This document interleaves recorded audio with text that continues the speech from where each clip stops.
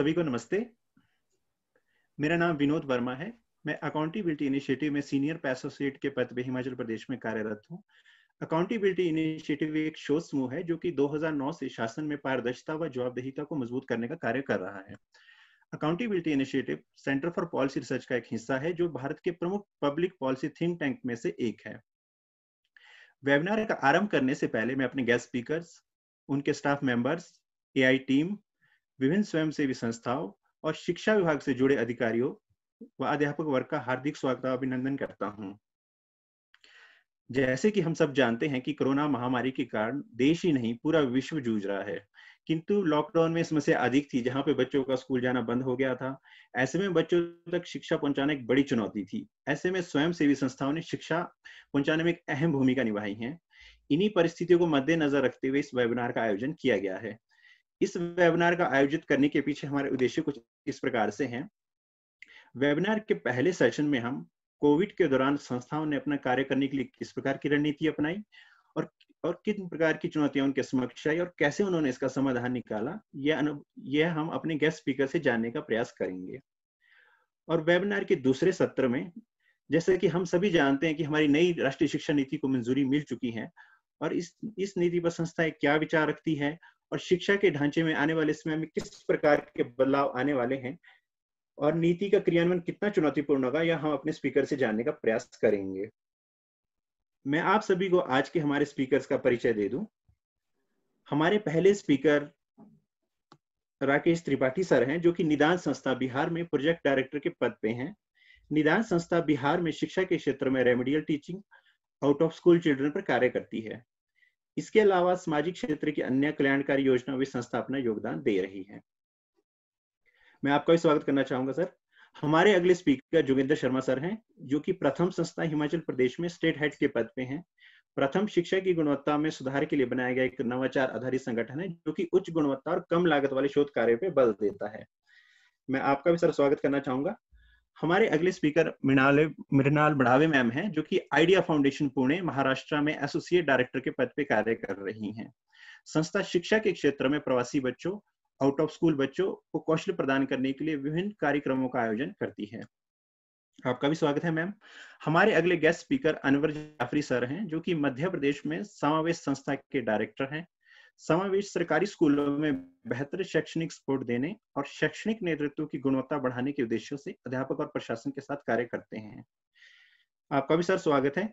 हमारे अगले स्पीकर राजन अधिकारी सर हैं, जो कि संपर्क फाउंडेशन हिमाचल और उत्तराखंड राज्यों में प्रोग्राम हेड के पद पे कार्य कर रहे हैं। संपर्क फाउंडेशन प्राथमिक शिक्षा में सरकार के साथ मिलकर शिक्षा के सीखने के परिणामों में सुधार को लेकर, लर्निंग लेवल में इंप्रूवमेंट को लेकर सरकार के साथ कार्य कर रही है। एक बार पुनः आप सभी का हार्दिक स्वागत। इससे पहले कि स्पीकर्स अपने अनुभवों को हमारे साथ साझा करना शुरू करें, क्योंकि आज हमारे साथ कुछ नई संस्थाएं भी जुड़ी हैं जो कि एआई के कार्यों के बारे में इतनी अधिक जानकारी नहीं रखती हैं। मैं अपनी संस्था से मृदु स्मिता जी को बुलाना चाहूंगा, जो कि सीनियर रिसर्चर के पद पर नियुक्त है, और मैं उनसे आग्रह करूंगा कि वे शिक्षा के क्षेत्र में एआई के द्वारा किए गए कार्यों की एक झलक प्रस्तुत करें। ओवर टू यू मृदु स्मिता जी।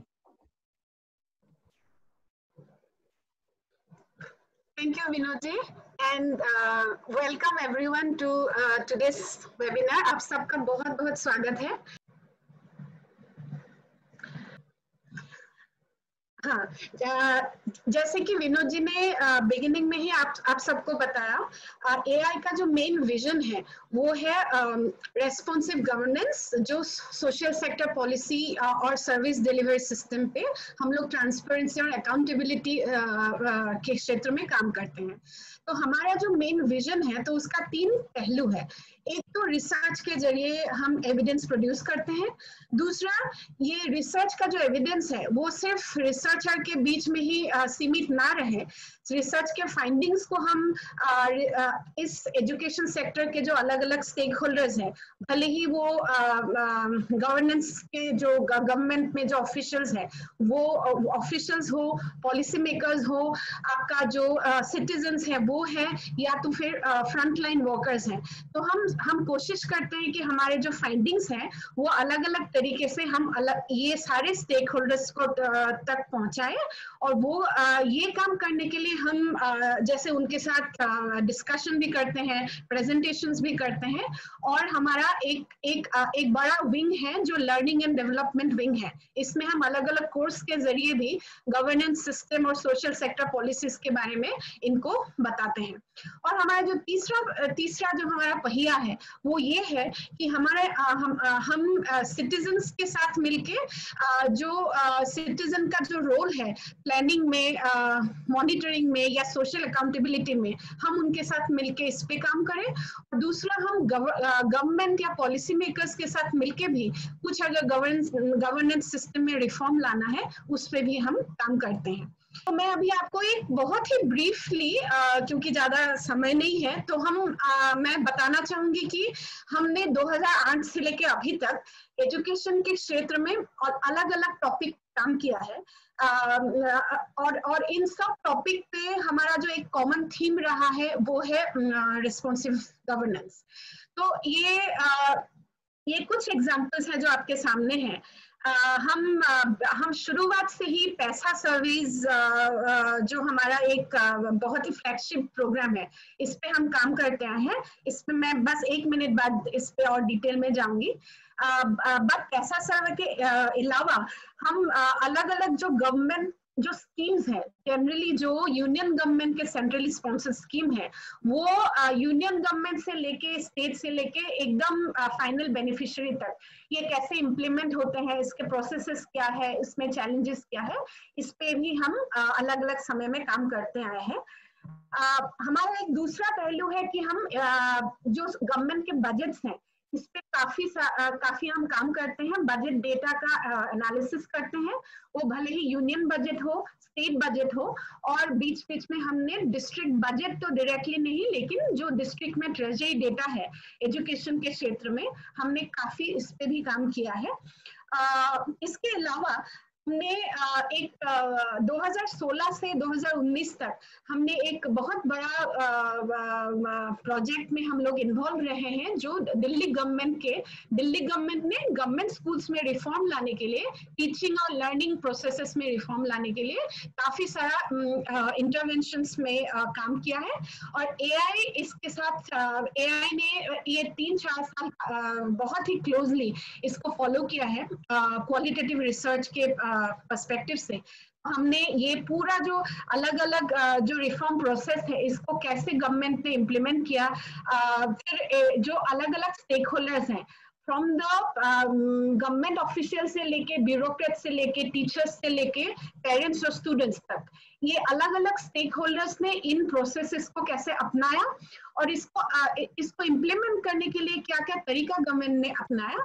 हमने इसको इवन क्लासरूम में बैठ के भी हमने कंटिन्यूअसली अलग अलग क्लासरूम्स को भी ऑब्जर्व किया, कैसे टीचर्स ने इसको इम्प्लीमेंट किया, और हमने समय समय पे गवर्नमेंट को as a neutral research organisation इसका फीडबैक दिया। तो ये हमारा ऑलमोस्ट 4 साल तक ये काम चला।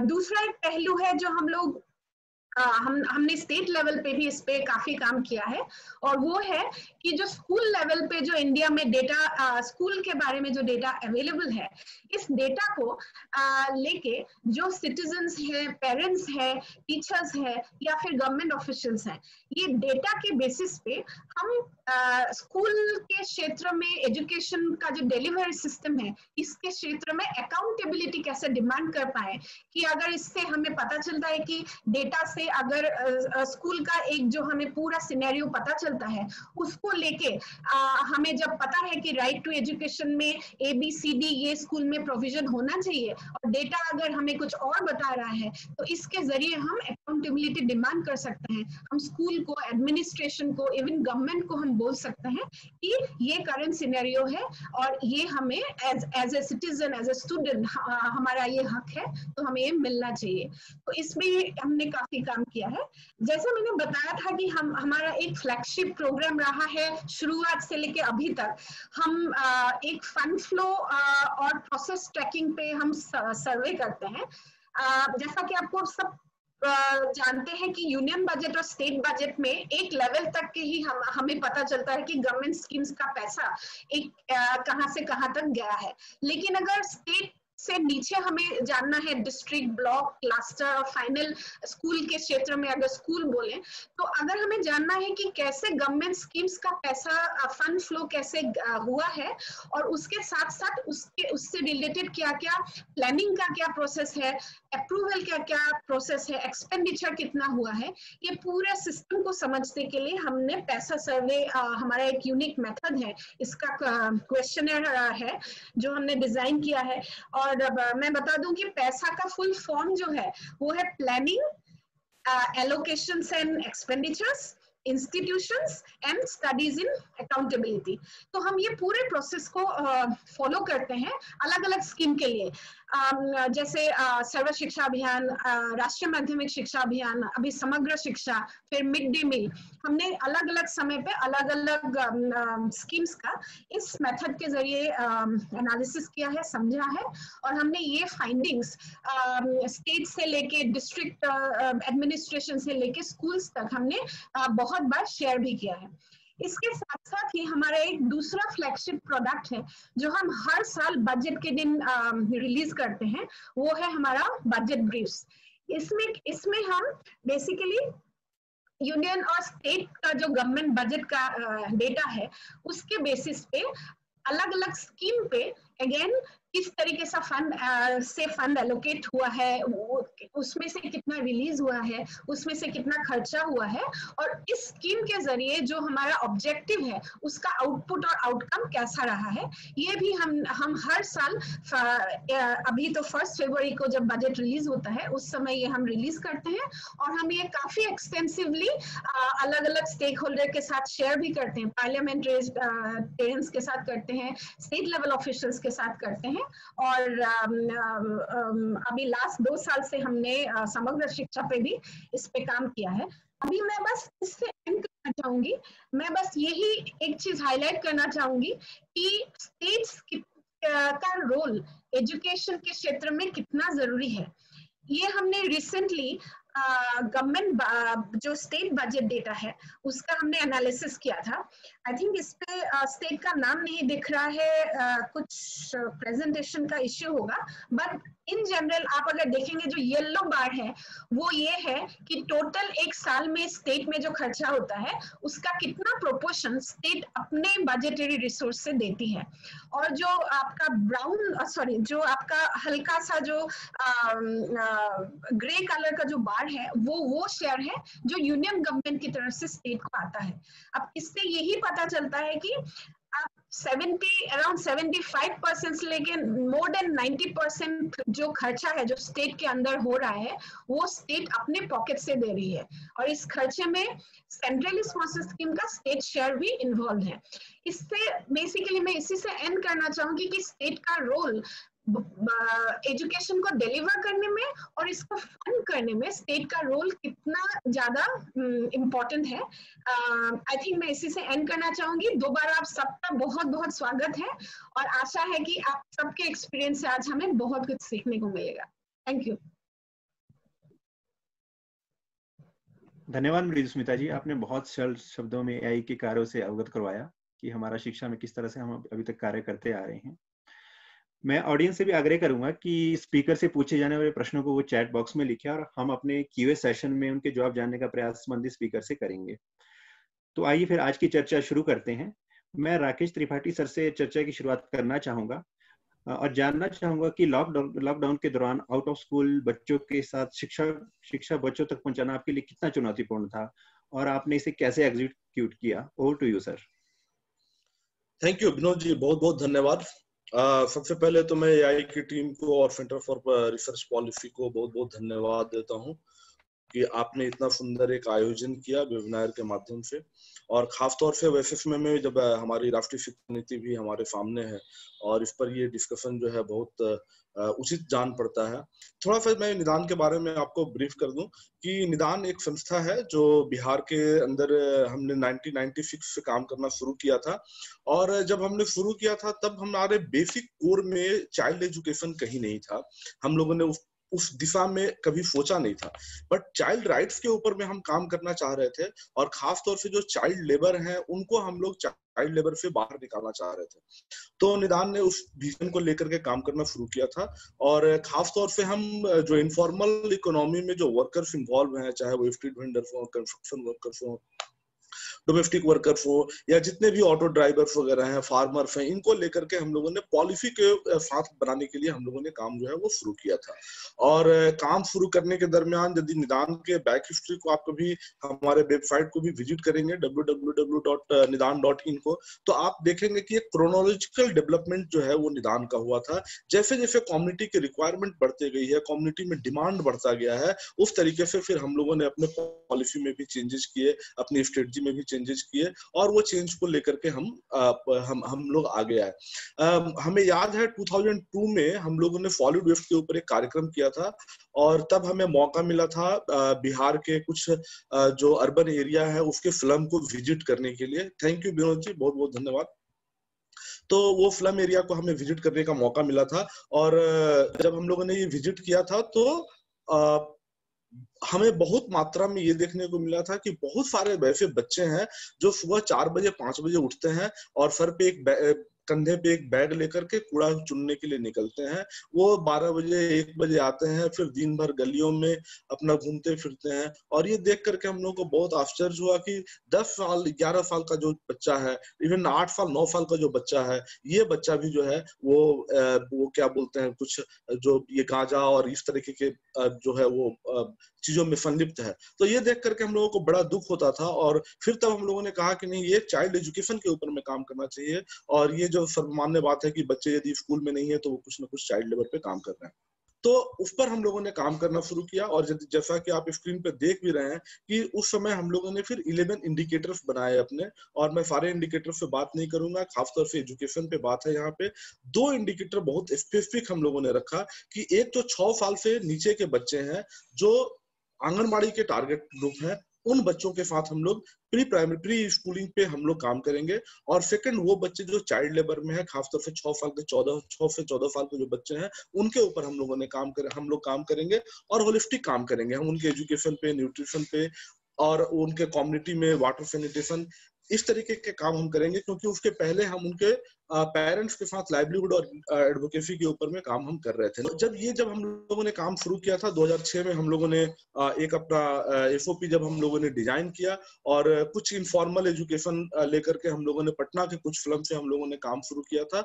आप स्क्रीन पर देख पा रहे हैं, हालांकि ये उस दौर का नहीं है, ये थोड़ा लेटेस्ट है। जो सबसे नीचे वाला स्लाइड है, जहाँ पे कुछ बच्चे बैठे हैं, कप और बस जो लिखा हुआ है, ये हमारा इनिशियल इनिशिएटिव था जब हम लोगों ने फिल्म के कुछ बच्चों को काम करना शुरू किया था। और ऑब्जेक्टिव यही था कि ये बच्चों को एक आंगनबाड़ी केंद्रों से किस तरीके से जोड़ा जाए। मगर आंगनबाड़ी केंद्रों की स्थिति तब हम जान रहे थे 2006-07 में क्या स्थिति थी, और फिर हम लोगों ने आंगनबाड़ी के ऊपर में काम करना शुरू किया, और बच्चों को वहां से हम लोगों ने रोपिंग करना का काम जो है वो शुरू किया। बाद में कुछ डोनर सपोर्ट भी मिले, और जैसे जैसे हमें डोनर सपोर्ट मिला, हम लोगों ने अपने जो एजुकेशन का जो सिस्टम था, बच्चों को सिखाने की जो उसमें हम लोग शिक्षा नहीं करते थे, बल्कि हम लोग सीखने की प्रक्रिया कहते थे।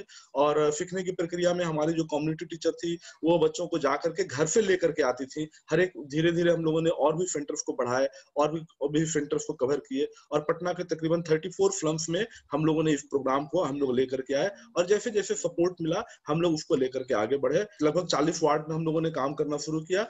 और फिर जब हम लोग गवर्नमेंट के साथ आंगनबाड़ी केंद्रों से जब हम लोग जुड़े, प्री प्राइमरी एजुकेशन से जुड़े, कई जो डिपार्टमेंटल ऑफिसर्स थे, वो उन्होंने हमारे सेंटर को विजिट किया। और जब उन लोगों ने देखा तो उनका ये कहना था कि स्कूलों में जो है वो एजुकेशन की क्वालिटी, तब क्योंकि तब तक हम लोग क्वालिटी एजुकेशन पे काम करना शुरू कर चुके थे, टीएलएम वगैरह के माध्यम से नई जो शिक्षा पद्धति जो डेवलप हो रही थी देश में, उसको हम लोगों ने थोड़ा बहुत इस्तेमाल करना शुरू किया था, जो कि गवर्नमेंट स्कूल में बिल्कुल मिसिंग था। तो लगभग फुलवारी शरीफ पटना से फटा हुआ एक एरिया था, जहाँ के 50 स्कूलों को हमें गवर्नमेंट ने टारगेट किया कि आप वहां पे करें। और उसके बाद फिर हम लोग आगे इस प्रोजेक्ट को हम लोग आगे लेकर के चले, और समस्तीपुर एक डिस्ट्रिक्ट है, वैशाली डिस्ट्रिक्ट है, भागलपुर है, वहां पे आंगनबाड़ी केंद्रों के माध्यम से हम लोग प्री प्राइमरी एजुकेशन पे, प्री स्कूलिंग पे हम लोगों ने काम करने का जो है वो शुरू किया। आंगनबाड़ी को इक्विप किया, आंगनबाड़ी को TLM जो है वो सप्लाई किया, और आंगनबाड़ी के जो टीचर्स थी, जो उनकी सेविका सहायिका थी, उनको प्रमोट किया कि वो कम से कम 3 घंटे केवल खाना बनाने में और खिलाने में न व्यतीत करके कम से कम जो 2 घंटे 2.5 घंटे है बच्चों के लिए, वो उनको उस समय में क्वालिटी एजुकेशन दें। और इस तरीके से हम लोगों ने करीब करीब बिहार के अंदर जो है वो 50,000 बच्चों तक हम लोगों ने अपना रीच किया। हम लोगों ने वैसे बच्चों को भी आइडेंटिफाई किया जो बच्चे स्कूलिंग एज में, जब हम देखते थे तो स्कूल का एज उनका ज्यादा है बट वो उनकी नॉलेज जो कम है, तो वो लर्निंग डेफिसिट पे हम लोगों ने काम करना शुरू किया। ये तब तक RTE भी आ चुका था, और हम लोग RTE को 2012-13 से हम लोगों ने बहुत पॉपुलर करना शुरू किया, और स्कूलों में एजुकेशन के ऊपर हम लोगों ने बच्चों को, जो हमारे बच्चे पास आउट होते थे या जो उस लायक तैयार हो जाते थे, उनका स्कूलों में हम लोगों ने एडमिशन कराया। और सबसे ज्यादा जो डिफिकल्टीज हुई वो हमको जमशेदपुर में हुई, और इसीलिए वो जमशेदपुर का मैं फ्लैट भी आपको दिखा रहा हूँ। तकरीबन लास्ट ईयर ही हमने 17 बच्चों को वहाँ पे इनरोल कराया। कुछ आप देख रहे हैं जैसे जिस तरीके से आंगनबाड़ी केंद्रों में सुधार हुआ, आंगनबाड़ी केंद्र के बच्चों को हम लोगों ने प्रॉपर जो उनकी जरूरतें थी उन जरूरतों को हम लोगों ने दिया, और इसमें कई डोनर एजेंसी ने हमें सपोर्ट किया। और उसका नतीजा ये हुआ कि आज पटना के अंदर भी हम देखें तो कई आंगनबाड़ी सेंटर्स जो है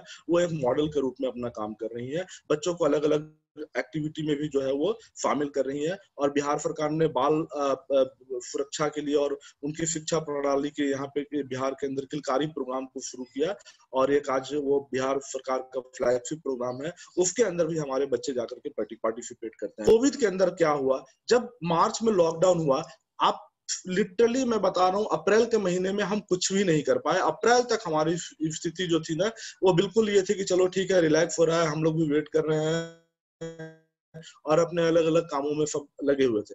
मई के महीने में एक दिन अचानक, मई 10-15 के आसपास में एक दिन अचानक मेरा बेटा खुद को मेरे को बोलता है कि पापा मुझे बाहर निकालो, नहीं तो मैं अब पागल हो जाऊंगा। तो ये बात जो है ना, ये मैंने अपने डायरेक्टर को भी शेयर किया कि मतलब बात नहीं मैंने शेयर किया, लेकिन तभी हमारे दिमाग में ये बात आई कि हमारे बच्चे क्या कर रहे हैं। जो इतने सारे बच्चे हैं, वो बच्चे वो तो बिल्कुल भी मतलब बिल्कुल उनको कोई सपोर्ट नहीं है। तब हम लोगों ने उनके साथ में शुरू किया कि कम्युनिटी के अंदर जो है कोविड को लेकर के कैसे उनके पेरेंट्स को हम लोग जो है वो अवेयर करें, बैनर पोस्टर इस तरीके से हम लोगों ने किया। बच्चों के पास फिल्म में सबसे बड़ी जो चुनौती थी हमारे पास, वो बच्चों के पास में कोई एंड्रॉयड फोन या कुछ इस तरह का चीज नहीं था। इस तरह के फिल्म में आपको मालूम है छोटा मोबाइल भी बड़ा मुश्किल से हो पाता है, तो और यदि है भी किसी के पास तो वो बच्चों को देने के लिए जरूरी नहीं समझते हैं। तो वैसे स्थिति में हम लोगों ने, हमारे सामने बहुत चुनौती थी। हम लोग जो बच्चों के साथ बात हो पाती थी उन बच्चों को 1-to-1 काउंसलिंग करते थे शुरुआती दौर में, उनको किसी तरीके से इंगेज रखते थे कि बेटा आप जो है एक ड्राइंग बनाओ, आप इस तरीके से बनाओ, आप ऐसे बनाओ। कम्युनिटी टीचर को हम लोगों ने थोड़ा इनिशिएट किया। म्युनिसिपल कॉर्पोरेशन से हम लोगों ने लाइसेंस जो परमिशन है वो परमिशन हम लोगों को मिला कि आप फिल्म में डिस्ट्रीब्यूशन के बहाने या किसी के भी माध्यम से हम लोग फिल्म के अंदर इंटर किए, और वो इंटर करने के बाद हम लोग बच्चों के साथ वहाँ पे रोपिंग किए, और फिर बच्चों को इन्वॉल्व करने का प्रक्रिया जो है वो हम लोगों ने धीरे धीरे जो है वो शुरू किया। शुरुआती दौर में टेलीफोन से किया, बाद के दिनों में थोड़ा सा हम लोगों ने भी इसमें चेंज लाया। 2-4 जो फिल्म है वहां हम लोगों ने टैबलेट वगैरह भी प्रोवाइड किया। ये मैं खासतौर से चर्चा करना चाहूंगा और थैंक्स भी बोलना चाहूंगा। यहाँ पे प्रथम के रिप्रेजेंटेटिव भी हैं। मुझे यहाँ पे बिहार में जो प्रथम की जो यहाँ पे रिप्रेजेंटेटिव है, उन्होंने मुझे संपर्क किया कि आप लोग कैसे कर रहे हैं। तो मैंने जब उनको अपनी बातें बताई तो उन्होंने कहा कि हमारे पास एक टूल्स है जिसके माध्यम से आप कर सकते हैं। तो ये टूल्स को भी हम लोगों ने इस्तेमाल किया और बच्चों ने इसको बहुत बहुत इंजॉय किया। और इसके बाद हम लोगों ने अपने से भी कुछ ये चीजों को अनुकरण करते हुए कुछ अपने आप के मॉडल में भी हम लोगों ने तब्दीली की, और ये तब्दीली करके हम लोगों ने बच्चों को दिया। अभी अक्टूबर के महीने से हमारी प्लान, सितंबर में हम लोगों ने प्लान किया था कि हमारी एक कम्युनिटी टीचर जा करके बच्चों को एक सेंटर पे 10-15 बच्चों को हम सोशल डिस्टेंसिंग को मेंटेन करते हैं, क्योंकि अब बच्चों को बताना बहुत जरूरी है। ये हम लोगों को समझ में आ रहा है कि ये क्या चीज है, बच्चों को एजुकेट करना बहुत जरूरी है। तो जो बच्चे उसमें थोड़ा अपग्रेडेड हैं उनको हम लोग लेकर के कम्युनिटी अवेयरनेस के लिए उनके साथ में हम लोग काम कर रहे हैं अभी। और अक्टूबर के महीने में हम लोगों ने प्लानिंग किया है कि फुल फ्लेज तो नहीं, बट हम लोग अपने सेंटर्स को 3-4 हिस्सों में हम लोग चलाएंगे। हमारे कम्युनिटी टीचर के पास में थोड़ा टाइम का जरूर कॉन्स्टेंट होगा, जहाँ पे वो 3 घंटे काम कर रही थी वहां पे उनको 5 घंटे 6 घंटे काम करना पड़ेगा, बट उसको फ्लॉट में हम लोग बनाने की कोशिश करेंगे। तो ये एक इनिशिएटिव था हम लोग का। Thank you Vinod ji, and thank you AI team. Sir, thank you. मैं अब हमारे अगले स्पीकर श्री जोगिंदर शर्मा जी के पास जाना चाहूंगा और उनसे जानना चाहूंगा कि प्रथम जो है हाई क्वालिटी और लो कॉस्ट वाले कार्यक्रम पर बल देता है, तो कोविड के दौरान आपने इन कार्यों को किस तरह से इम्प्लीमेंट किया और ये आपके लिए कितना चुनौतीपूर्ण रहा और आपने इसका समाधान कैसे निकाला? Over to you sir. मार्च में जब कोरोना शुरू हुआ और इस कोविड क्राइसिस की वजह से स्कूल्स बंद हो गए, तो आपको पता है कि एज प्रथम हम लोग स्कूल्स के साथ काफी कनेक्टेड रहते हैं। इससे पहले कि हमने कोरोना टाइम में क्या किया, आपको मैं प्रथम का एक छोटा सा इंट्रोडक्शन दे देता हूँ। प्रथम पिछले 25 साल से पूरे इंडिया में क्वालिटी एजुकेशन पे काम करती हैं। सिंस 2007 हम लोग हिमाचल प्रदेश में गवर्नमेंट पार्टनरशिप और as well as direct programme से जुड़े हुए हैं। तो जब भी कोविड की सिचुएशन आई मार्च में, तो एक तो स्कूल्स बंद हो गए थे और हिमाचल में भी 24 मार्च से लॉकडाउन लग गया था। तो ऐसी सिचुएशन में हमारे सामने ये चैलेंज था कि एक तो हमारी टीम की तैयारी कैसे हो, और दूसरा क्योंकि हमारे जितने भी प्रोजेक्ट या तो गवर्नमेंट पार्टनरशिप में या हम डायरेक्टली जो भी बच्चों के साथ काम करते हैं, उसमें हमारा मूवमेंट काफी इंपॉर्टेंट होता है। तो ऐसी सिचुएशन में किस तरह से काम किया जाए, इस तरह ये चैलेंज सभी के सामने था और हमारे सामने भी सिमिलर चैलेंज था। तो अगर हम पूरे इंडिया के लेवल पर भी देखें तो हम ये समझ सकते हैं कि जो लगभग 300 मिलियन से ज्यादा बच्चे जो कि आप ये कह सकते हैं कि 3 से 14 साल के थे, वो आउट ऑफ स्कूल थे। और हाउएवर ये एक टेम्पोरेरी फेज था, बट स्कूल क्लोजर का एक सिग्निफिकेंट इम्पैक्ट हम कह सकते हैं कि बच्चों पर पड़ा। और इस सिचुएशन में हम कह सकते हैं कि हेल्थ का फियर और दूसरे तरह के जो चैलेंजेस है, उसने कहीं ना कहीं सबकी लाइफ को इफेक्ट किया है। तो इस सिचुएशन में बच्चे काफी डरे हुए थे, उनकी फैमिली और रादर कम्युनिटी में भी काफी एंजाइटी थी। तो हम इस सिचुएशन को भी देख रहे थे और हमारे सामने ये बात थी कि ऐसी सिचुएशन में जबकि इतनी एंजाइटी, इतना फियर पूरी कम्युनिटी में है, तो हम किस तरह का काम कर सकते हैं। तो जो एक अंडरस्टैंडिंग नेशनली थी प्रथम की, उसके तहत कोरोना मस्ती और पढ़ाई, ये कैंपेन प्रथम ने पूरे इंडिया में शुरू किया। और इसमें आप देख सकते हैं 2 बातें हैं, एक तो एक मस्ती का भी कंपोनेंट है और पढ़ाई का भी कंपोनेंट है। तो जिन कम्युनिटीज में प्रथम डायरेक्टली पूरे इंडिया में काम करता था, तो उसमें कोरोना मस्ती और पढ़ाई ये कैंपेन शुरू किया गया और पूरे भारत में हम इस कैंपेन के थ्रू 11,000 कम्युनिटीज तक पहुंचे हैं। हम व्हाट्सएप और एसएमएस के थ्रू हमने अपनी डायरेक्ट कम्युनिटीज तक पहुंचने की कोशिश की है। यूजुअली जो भी हमारा अर्लियर्स हो, चाहे वो ग्रेड 1-2 हो, ग्रेड 3-5 हो, ग्रेड 6-8 हो, जो भी इसके तहत आने वाले बच्चे हैं और जिनके साथ हम पहले भी काम कर रहे थे, उनके लिए हमने व्हाट्सएप मैसेजेस बनाए जो कि मस्ती और पढ़ाई दोनों से रिलेटेड थे। और साथ ही साथ हमने इन मैसेजेस को, जो व्हाट्सएप और एसएमएस हम दोनों कह सकते हैं, हमने पेरेंट्स को भेजा, पेरेंट्स ने बच्चों को भेजा, और हम ये कह सकते हैं कि पेरेंट्स ने बच्चों के साथ उन मैसेजेस को रेफर करते हुए काफी सारी एक्टिविटीज कराई हैं। व्हाट्सएप मैसेज हमने उन पेरेंट्स को हम दे पाए जो कि जिनके पास स्मार्टफोन्स थे, वेरएज बहुत सारे पेरेंट्स ऐसे हैं जिनके पास की स्मार्टफोन्स की अवेलेबिलिटी नहीं थी, तो उनके लिए हमने सिंपल फोन के लिए हमने एसएमएस भी बनाए थे। अब ये तो पूरे भारत में प्रथम का कोरोना मस्ती और पढ़ाई नाम से इनिशिएटिव चल रहा था और प्रथम हिमाचल प्रदेश भी इसी को फॉलो कर रहा था। एक तो हमारी गवर्नमेंट पार्टनरशिप है अर्लियर्स को लेकर, क्योंकि 2018 से हिमाचल ने जो एज 3 और एज 5 के बच्चों के लिए प्री प्राइमरी का कंपोनेंट स्टार्ट किया है, तो उसमें प्रथम हम पिछले 3 साल से गवर्नमेंट को सपोर्ट कर रहा है। तो जिस तरह से हमें कंटेंट कोरोना मस्ती और पढ़ाई से में मिला था, उसको हम हिमाचल में भी बच्चों के साथ यूज करना चाह रहे थे। कोइंसिडेंटली हिमाचल सरकार के द्वारा एक प्रोग्राम स्टार्ट किया गया था, जिस प्रोग्राम का नाम है हर घर पाठशाला। शुरू में इसका नाम था समय 10 से 12 वाला हर घर पाठशाला। हिमाचल सरकार भी यही देख रही थी कि स्कूल बंद हो गए हैं, तो ऐसी सिचुएशन में बच्चों तक कैसे पहुंचा जाए। बट जो उसका हर घर पाठशाला का जो अर्लियस्ट का जो सेक्शन है, यानी कि जो प्री प्राइमरी का सेक्शन है, उसके लिए प्रथम ने कंटेंट क्रिएट करना, क्यूरेट करना और गवर्नमेंट को पूरा एक प्लान देना कि किस तरह से ये जो मटेरियल है ये सिस्टम से टीचर तक पहुंचेगा, टीचर से पेरेंट तक पहुंचेगा और पेरेंट से आगे जाकर के बच्चों तक पहुंचेगा। तो इस तरीके से हम गवर्नमेंट का सपोर्ट जो प्री प्राइमरी जो सेक्शन है हर घर पाठशाला का, उसमें हम मार्च से लेकर आज के डेट तक भी हम कंटेंट दे रहे हैं। हम दो तरह का कंटेंट उसमें देते हैं। एक हम व्हाट्सएप कंटेंट देते हैं, जैसे मैंने पहले भी कहा, ऐसे पेरेंट्स के लिए जिनके पास स्मार्टफोन्स है। तो हिमाचल में अराउंड 72% पेरेंट्स ऐसे हैं जिनके पास स्मार्टफोन्स है, क्योंकि हिमाचल में रिलेटिवली स्मार्टफोन्स का पेनिट्रेशन बेटर है। और लगभग 28% ऐसे पेरेंट्स हैं जिनके पास बेसिक फोन्स है। तो दोनों के लिए हम, जैसा आप इस स्लाइड पे देख भी रहे होंगे, ये जो आपको अभी दिख रहा है ये व्हाट्सएप मैसेज का फॉर्मेट है। हम यहाँ पर उन पेरेंट्स की बात कर रहे होंगे जो कि जिनके पास स्मार्टफोन्स नहीं है। तो हमने सिर्फ प्री प्राइमरी के लिए ही गवर्नमेंट को कंटेंट नहीं दिया है, बल्कि हमने ग्रेड 1 to 8 के लिए भी, जो ग्रेड 1 to 3 to 5, 6 to 8 के लिए भी हमने लैंग्वेज, मैथ, साइंस, क्रिएटिविटी, इस तरह के एक रिपोजिटरी गवर्नमेंट के साथ शेयर की है। आप जो ये पोस्टर्स देख पा रहे हैं, ये सब रिस्पॉन्सेज के पोस्टर हैं, ये अर्लियर से रिलेटेड है।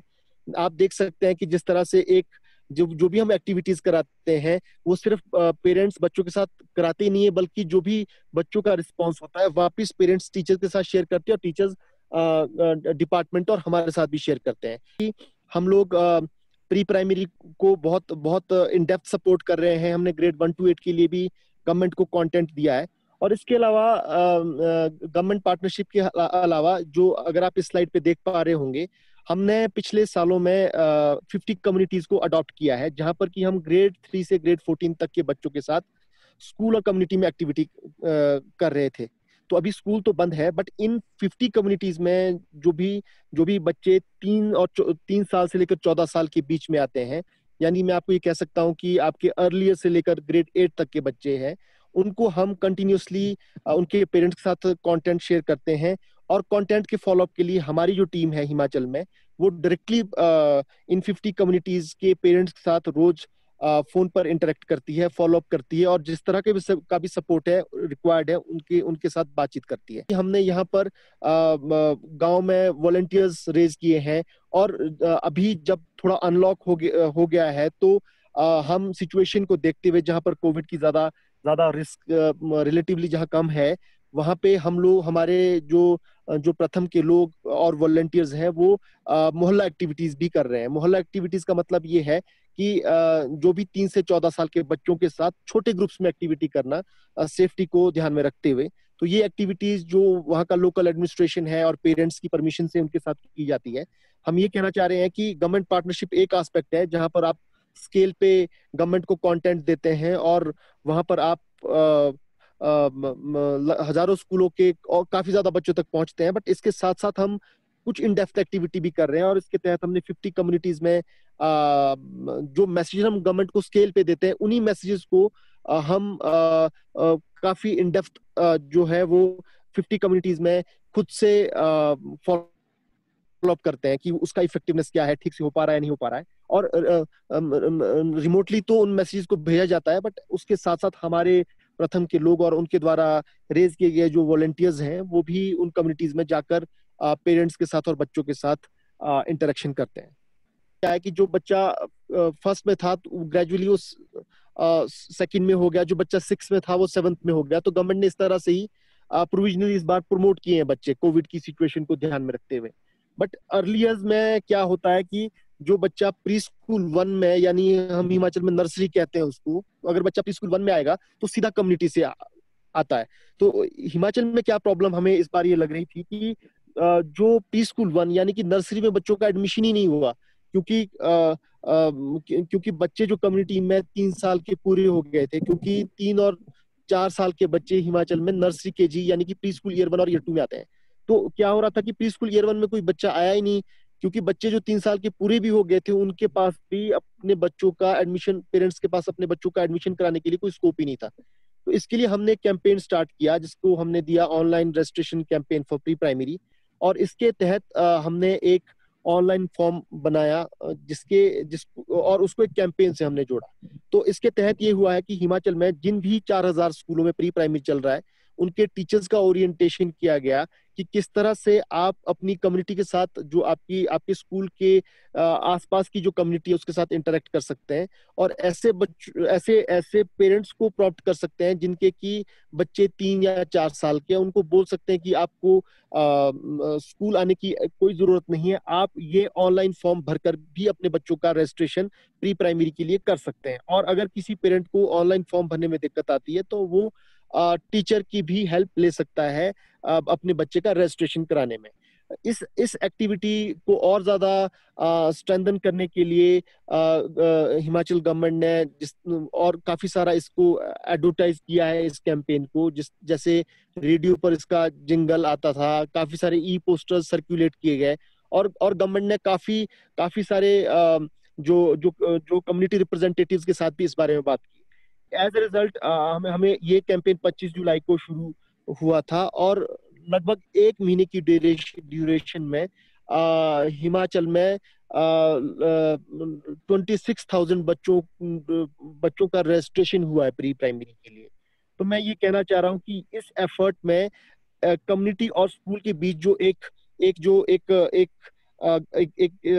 गैप था और कोविड की वजह से रजिस्ट्रेशन नहीं हो पा रहा था बच्चों का, तो इस कैंपेन ने उस गैप को ब्रिज करने की कोशिश की है।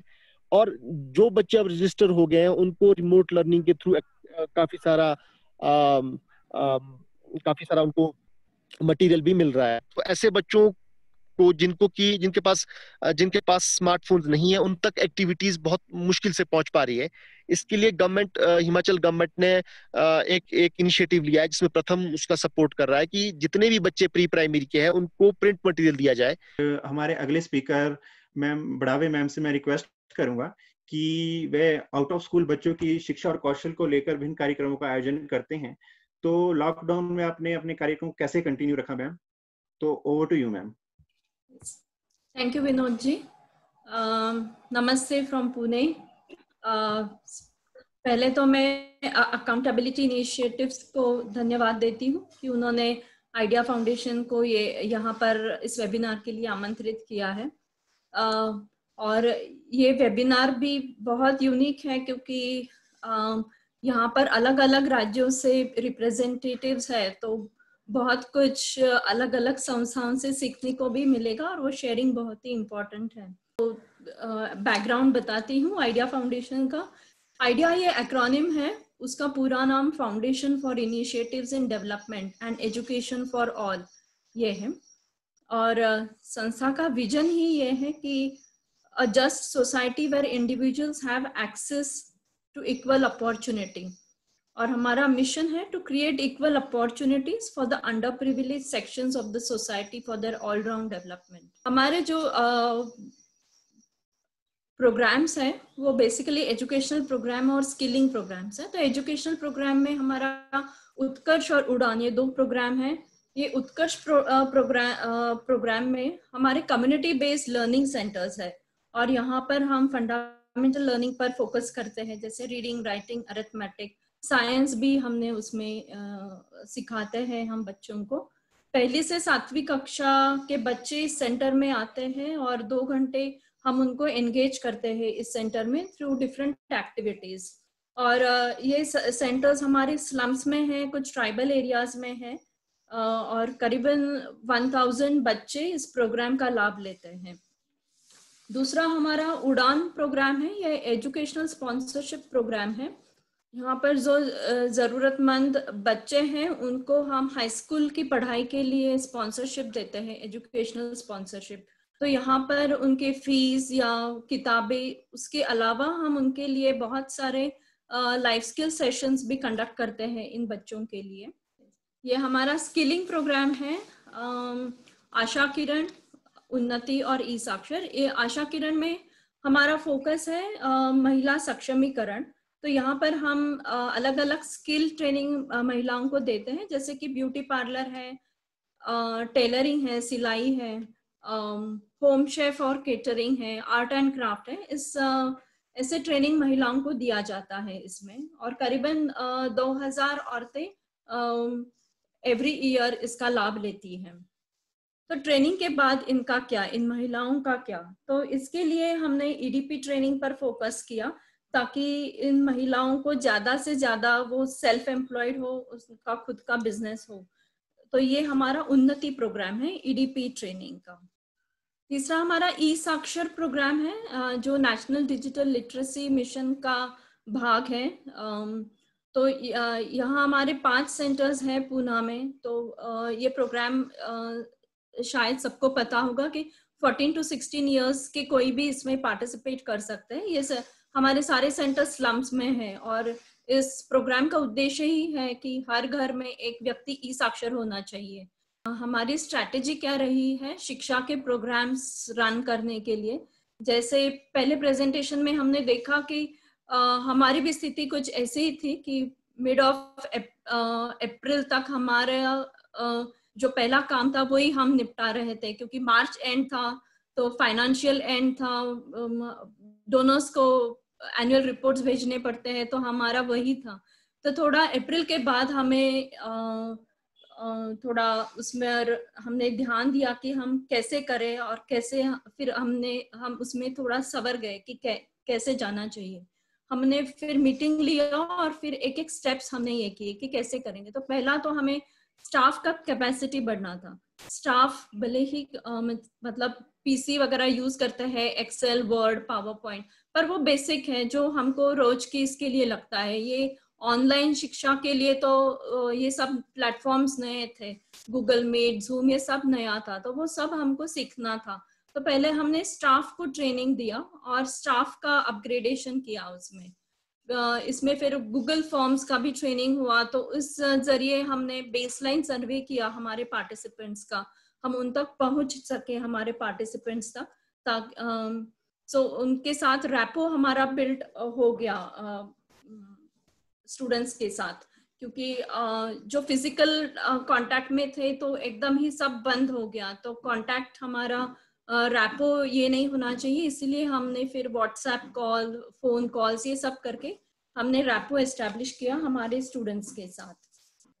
फिर हमने टीचर्स को भी अपग्रेड किया, हमारे जो टीचर्स थी, क्योंकि ये जो हमारा प्रोग्राम है स्टडी सेंटर्स, ये स्लम में हम लेते हैं, स्लम के बच्चों के लिए। तो जो टीचर्स है वो भी हमारी उसी इलाके में रहने वाली है, जो मोटिवेटेड है, जिसका जो थोड़ी पढ़ी लिखी है, 12th पास है या ग्रेजुएट है, तो इनको भी इसका कुछ मालूम नहीं था ये कैसे करना है। तो फिर हमने टीचर्स को अपग्रेड किया इस सारे में। तो इसमें कौन सा बेस्ट मॉड्यूल है, कौन सा बेस्ट प्लेटफॉर्म है, ये हमने देखा, और फिर गूगल मीट पर हमने ज्यादा फोकस किया, और वो हमने टीचर्स को सिखाया कि उस माध्यम से कैसे हमें आगे जाना है।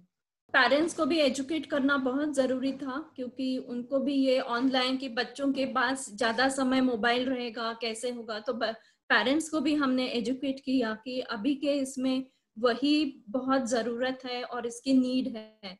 तो पेरेंट्स को उसका ट्रेनिंग दिया कि कैसे उन्हें जब हमने गूगल मीट स्टार्ट किया तो वो कैसे डाउनलोड उन्हें करना है। हमने ई क्लासरूम शुरू किया हाई स्कूल के बच्चों के लिए, तो वो सब हमको पेरेंट्स को भी सिखाना पड़ा कि उन्हें कैसे उसमें लॉगिन करना है, क्या करना है, फोटो कैसे निकाल कर कैसे अपलोड करना है। ये सब ट्रेनिंग पेरेंट्स को भी दिया और बच्चों को भी दिया। शुरुआत में तो हम जो हमारे पास रिकॉर्डिंग्स अवेलेबल थे, यूट्यूब के माध्यम से होगा, जो कुछ भी रेडीमेड मटेरियल था वो हम ज्यादा से ज्यादा यूज कर रहे थे बच्चों के लिए।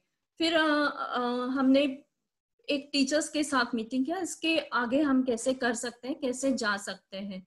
तो फिर अलग अलग वैरायटी उसमें हमने ये की कि बच्चों को जो हम पढ़ाते हैं वो समझ में तो आना चाहिए क्या है, इंटरेस्टिंग भी होना चाहिए। तो इसके लिए टीचर्स कंसेप्ट क्लियर करती है पीपीटी की तौर से इस्तेमाल करके। फिर हमने कुछ ऑडियो रिकॉर्डिंग्स उसके भेजे, यूट्यूब का भी हमने उनको लिंक भेजा ताकि उनको और उसमें डीप में कुछ बच्चों को मालूम हो जाए, सब कंसेप्ट क्लियर हो जाए। तो ऐसी वैरायटी हमको यूज करना पड़ रहा है बच्चों को सिखाने के लिए। तो इसी को ब्लेंडेड लर्निंग मॉडल कहते हैं। तो हमने ये सब हम अभी भी यूज कर रहे हैं, और भी ट्रायल एरर चल रहा है कि और क्या कर सकते हैं और कैसे बेहतरीन कर सकते हैं। और जो हमारा सिलेबस था वो तो सिलेबस हम जो फिजिकल सेशंस लेते हैं उसके लिए बहुत वो था, तो वर्चुअल सेशंस के लिए हमें वो सिलेबस भी ये सब मॉडिफाई करना पड़ा। और जून से हमने हमारे सेशंस रेगुलर प्लान कर दिए कि वर्चुअल सेशंस लेने हैं हमें रेगुलर बेसिस पर। तो इसके लिए फिर हमने टीचर्स में वो रिस्पॉन्सिबिलिटी बांट दी, और हमने हमारा हर सब्जेक्ट, इंग्लिश होगा, मैथ्स होगा, मराठी होगा, ये हमने वर्चुअल सेशंस में कन्वर्ट किया। ये कुछ फोटोग्राफ्स है कि बच्चों को लॉकडाउन में भी बच्चों ने ड्राइंग और ये सब किया है, अलग अलग एक्टिविटीज किए हैं। जो हम पहले भी करते थे एक्टिविटीज, वही एक्टिविटीज अभी हम ऑनलाइन भी उनके साथ कर रहे हैं। ये अलग अलग कुछ एक्टिविटीज हैं जो हमारी कोई हैम्पर नहीं हुई है, जो फिजिकली हम लेते थे वही हमने ऑनलाइन भी लेना शुरू किया है। जो मैंने हमारा उड़ान प्रोग्राम बताया वो हाई स्कूल के बच्चों के साथ था, तो इनके लिए हमें इतनी दिक्कत नहीं आई क्योंकि हाई स्कूल के बच्चे थोड़े टेक सेवी भी होते हैं। उन्होंने उनके 10वीं के बाद 11वीं 12वीं के बच्चों के पास, बहुत सारे बच्चों के पास उनके खुद के मोबाइल भी थे, पर जो हमारे छोटे बच्चे थे स्टडी सेंटर के, उनके पास वो तो पेरेंट्स पर ही निर्भर करते थे मोबाइल के लिए। तो यहाँ पर इतनी दिक्कत नहीं आई, इनको हम सिखा पाए। इनके लिए भी हमने बहुत सारे लाइफ स्किल सेशंस लिए हैं इस दौरान। इनफैक्ट यहाँ पर हमें बहुत वर्चुअल सेशंस लेना एक तरह से फायदेमंद हुआ है, क्योंकि फिजिकली ये सारे बच्चे अलग अलग, मैंने कहा कि अलग अलग एरियाज में रहते हैं, तो उनको इकट्ठा करना, एक जगह पर लाना, वो भी हमें बहुत चैलेंजिंग था। तो वर्चुअल सेशंस में एक्चुअली ये हमें बहुत फायदेमंद हुआ कि हम वर्चुअली सबको कनेक्ट कर पाए, और वहां पर हमने बहुत सारे सेशंस उनके लिए लिए हैं। स्ट्रेस मैनेजमेंट है, एंगर मैनेजमेंट है, जेंडर इक्वालिटी है, पर्सनालिटी डेवलपमेंट के सारे सेशंस हमने उनके साथ लिए हैं। एक मेंटरशिप प्रोग्राम का था जो हमने हाई स्कूल के बच्चों के साथ लिया है, वो 1-to-1 मेंटरशिप प्रोग्राम है। That is a very good idea actually, कि इन बच्चों को 1-to-1 अटेंशन भी मिलता है, उनके कंसेप्ट्स क्लियर हो जाते हैं हाई स्कूल के बच्चों के लिए। तो so these are some challenges और मिटिगेशन, जैसे मैंने पहले भी की प्रेजेंटेशन में भी हुआ है कि हमको बच्चों के साथ सबके साथ पास तो स्मार्टफोन नहीं था, तो स्मार्टफोन व्हाट्सएप तो नहीं कर पाते थे, तो किसी को हमें 1-to-1 कॉल करना पड़ा। कॉन्फ्रेंस कॉल करके हमने 7-8 बच्चों को सिखाया। इस तरह से अलग अलग हमने ट्रायल एरर करके सबके साथ हम जुट गए इस लॉकडाउन की सिचुएशन में। दूसरा था कि हमारे जो बच्चे हैं, वो बहुत सारे बच्चे डेली वेजर्स के बच्चे हैं, तो उनके लिए हमने बहुत प्रयत्न किया कि हम उनको कैसे सपोर्ट करें। ग्रोसरी होगा उसमें, या फिर कुछ कैश ट्रांसफर के लिए हमने प्रयत्न किया। तो इस प्रकार हमने कुछ 10-12 लाख का डोनेशन इकट्ठा करके हमने इन डेली वेजर्स को सपोर्ट किया, ताकि उनका जो बेसिक नीड है वो सेटिस्फाई हो जाए, तब बच्चे ई लर्निंग की तरफ ध्यान दे सकते हैं, कुछ अटेंशन दे सकते हैं। जैसे कहा है कि छोटे बच्चे तो पेरेंट्स पे निर्भर करते हैं मोबाइल के लिए, तो हमें कुछ लॉकडाउन अनलॉक होने के बाद ये पेरेंट्स काम पर जाने लगे, तो हमने फिर टाइमिंग हमारा चेंज कर दिया। जैसे पेरेंट्स घर पे आते हैं काम के बाद, तो उस समय हमने ये क्लासेस लेना शुरू किया। 6 to 9:30 हमारे क्लासेस कुछ चलते हैं, जहाँ पर 2-4 सिबलिंग्स हैं एक घर में और एक ही मोबाइल है, तो फिर उनको एंगेज कैसे करना है। तो हमने फिर ये अल्टरनेट डे का क्लासेस लेना शुरू किया और उन्हें वैसे हम एंगेज करने लगे। ट्राइबल कम्युनिटीज में भी वही प्रॉब्लम है कि वहाँ पर स्मार्टफोन नहीं है, तो फिर 3-4 जो उनके आसपास के ही एक्सटेंडेड फैमिलीज हैं, तो वो बच्चे वहां पर आने 3-4 बच्चे आकर फिर वो एक स्मार्टफोन पे सीखने लगे। और यहाँ पर हम एक्टिविटी शीट्स भी 15 दिन के बाद देने लगे और फिर वो सोशल वर्कर हमारी जाकर कलेक्ट करने लगे। इस तरह भी हमने बच्चों को एंगेज किया है। कुछ पेरेंट्स के भी कंप्लेंट हैं कि डेटा पैक उनको सफिशिएंट नहीं हो रहा है, फाइनेंशियल प्रॉब्लम उनके हैं, तो उनके साथ बहुत काउंसलिंग सेशंस लेने पड़े, उनको समझाना पड़ा कि आप जो बाकी के वीडियोस हैं वो डाउनलोड न करें, बच्चों की पढ़ाई पर आप फोकस करें ताकि वो उनको डेटा पैक मिल सके। अगर वो स्कूल में जाते हैं तो उनको 10-20 रुपए लगते हैं, तो वो आप डेटा पैक के लिए यूज कीजिए, रिचार्ज करने के लिए। ये सब हमको फिर उनके पेरेंट्स के साथ बहुत सारा 1-to-1 मीटिंग लेना पड़ा। ये ई लर्निंग तो बहुत it is a good medium to teach children, पर ये सब्स्टिट्यूट नहीं है, टीचर को हम सब्स्टिट्यूट नहीं कर सकते। इस दौरान सबका ग्रास्पिंग बहुत अच्छा हुआ है टेक्नोलॉजी का, सिर्फ स्टाफ नहीं, फील्ड स्टाफ का भी और बच्चों ने भी ये टेक्नोलॉजी बहुत अच्छी तरह से आत्मसात की है। So thank you, thanks a lot once again. Thank you ma'am, thank you ma'am, thank you ma'am. आपके जो प्रयास हैं स्लम बच्चों के लिए बहुत ही सराहनीय है मैम। हमारे अगले स्पीकर अनवर जाफरी सर से मैं आग्रह करूंगा कि वे बताएं कि समावेश संस्था जो है गुणवत्तापूर्ण। हेलो हेलो, हाँ, आप सुनाई दे रहा है आपको? हाँ हाँ बिल्कुल सर, सुनाई दे रहा है, बिल्कुल सर, बिल्कुल जी। ठीक है, नमस्कार। तो सबसे पहले तो बहुत धन्यवाद अकाउंटेबिलिटी इनिशिएटिव्स का कि हम लोग को बुलाया, और ये भी बहुत अच्छा लग रहा है कि इतने राज्यों से लोग हैं और एक तरह से हम लोग का परिचय हो पा रहा है। हालांकि अभी मुलाकात तो नहीं हुई है, और आशा है कि ये परिचय हम लोगों का फिर आगे कांटेक्ट जारी रहेगा। तो मैं शुरू करता हूँ। ये असल में जब मार्च में हुआ तो जैसा आप सब लोगों के साथ हुआ होगा, there was a period of total एक तरह का शॉक और कंफ्यूजन था, और काफ़ी बुरा हाल हो गया था बहुत जल्दी ही। 15-20 दिन, महीने भर तो बहुत से लोगों ने खींच लिया, और उसके बाद बहुत से परिवार ऐसे थे जिनकी हालत काफ़ी बुरी होने लगी। और मैं ख़ास तौर से कह रहा हूँ मध्य प्रदेश में भोपाल सिटी का, और दूसरी जो सिटीज़ थे इंदौर वगैरह। रूरल एरियाज़ में उतना हाल शुरू में बुरा नहीं हुआ था, और कोविड भी शुरू में एकदम से इतना नहीं फैला था। सिटीज़ में काफ़ी बुरा हाल हो गया था, और एक तरह से डर और आतंक का एक डर जैसा भी फैल गया था। तो हम सब लोग फिर कोशिश करके ये सोचने लगे कि हम लोग उसमें क्या कर सकते हैं, और एक तरह से उसमें ही काम करने लगे जो भी बन सका। काफ़ी कन्फ्यूजन का पीरियड था, क्योंकि बहुत सारे लोग कोशिश कर रहे थे काम करने की, मगर एक तरह से इंफॉर्मेशन की कमी थी, और काफ़ी उसको लेकर ऑर्गेनाइजेशन बहुत अच्छा नहीं था। और ये जब उसके बाद फूड शॉर्टेज का मामला जब खत्म होने लगा, तो उसके बाद फिर माइग्रेशन शुरू हो गया वर्कर्स का, और बहुत सारी जगहों से लोग जाने लगे। और मध्य प्रदेश रास्ते में था, तो महाराष्ट्र से होते हुए बहुत से लोग गुजरते थे, यहाँ पे साउथ से आ रहे थे, और बहुत ही बुरा हाल था। तो इसमें जो खास चीज़ मगर देखने को मिली और सीखने को मिली, वो ये कि जो सिटीजन्स थे, जो सिविल सोसाइटी थी, और जो स्टेट के भी प्लेयर्स थे, खास करके जो मिडिल लेवल के, वो एक अपने तरह से बहुत ही नेचुरल वे में बहुत जोश के साथ निकल के आए, और कोशिश करने लगे कि हम कितना कर सकते हैं, और जो भी कर सकते हैं वो करने लगे। तो आप देखिए कि भोपाल का जो शहर है वो करीब 30 लाख की आबादी है, और करीब 1 लाख से 2 लाख मील्स रोज सब लोग मिल के प्रोवाइड कर रहे थे। और इसमें बहुत सारा बिल्कुल वॉलंटरी था, जिसमें सिटीजन्स अपने पैसे और अपनी एनर्जी लगा रहे थे। स्टेट से फोन आते थे एनजीओज के पास कि भाई इतना खाना आप वहाँ भिजवा सकते हैं क्या, और ये सब खाना भिजवाया जाता था।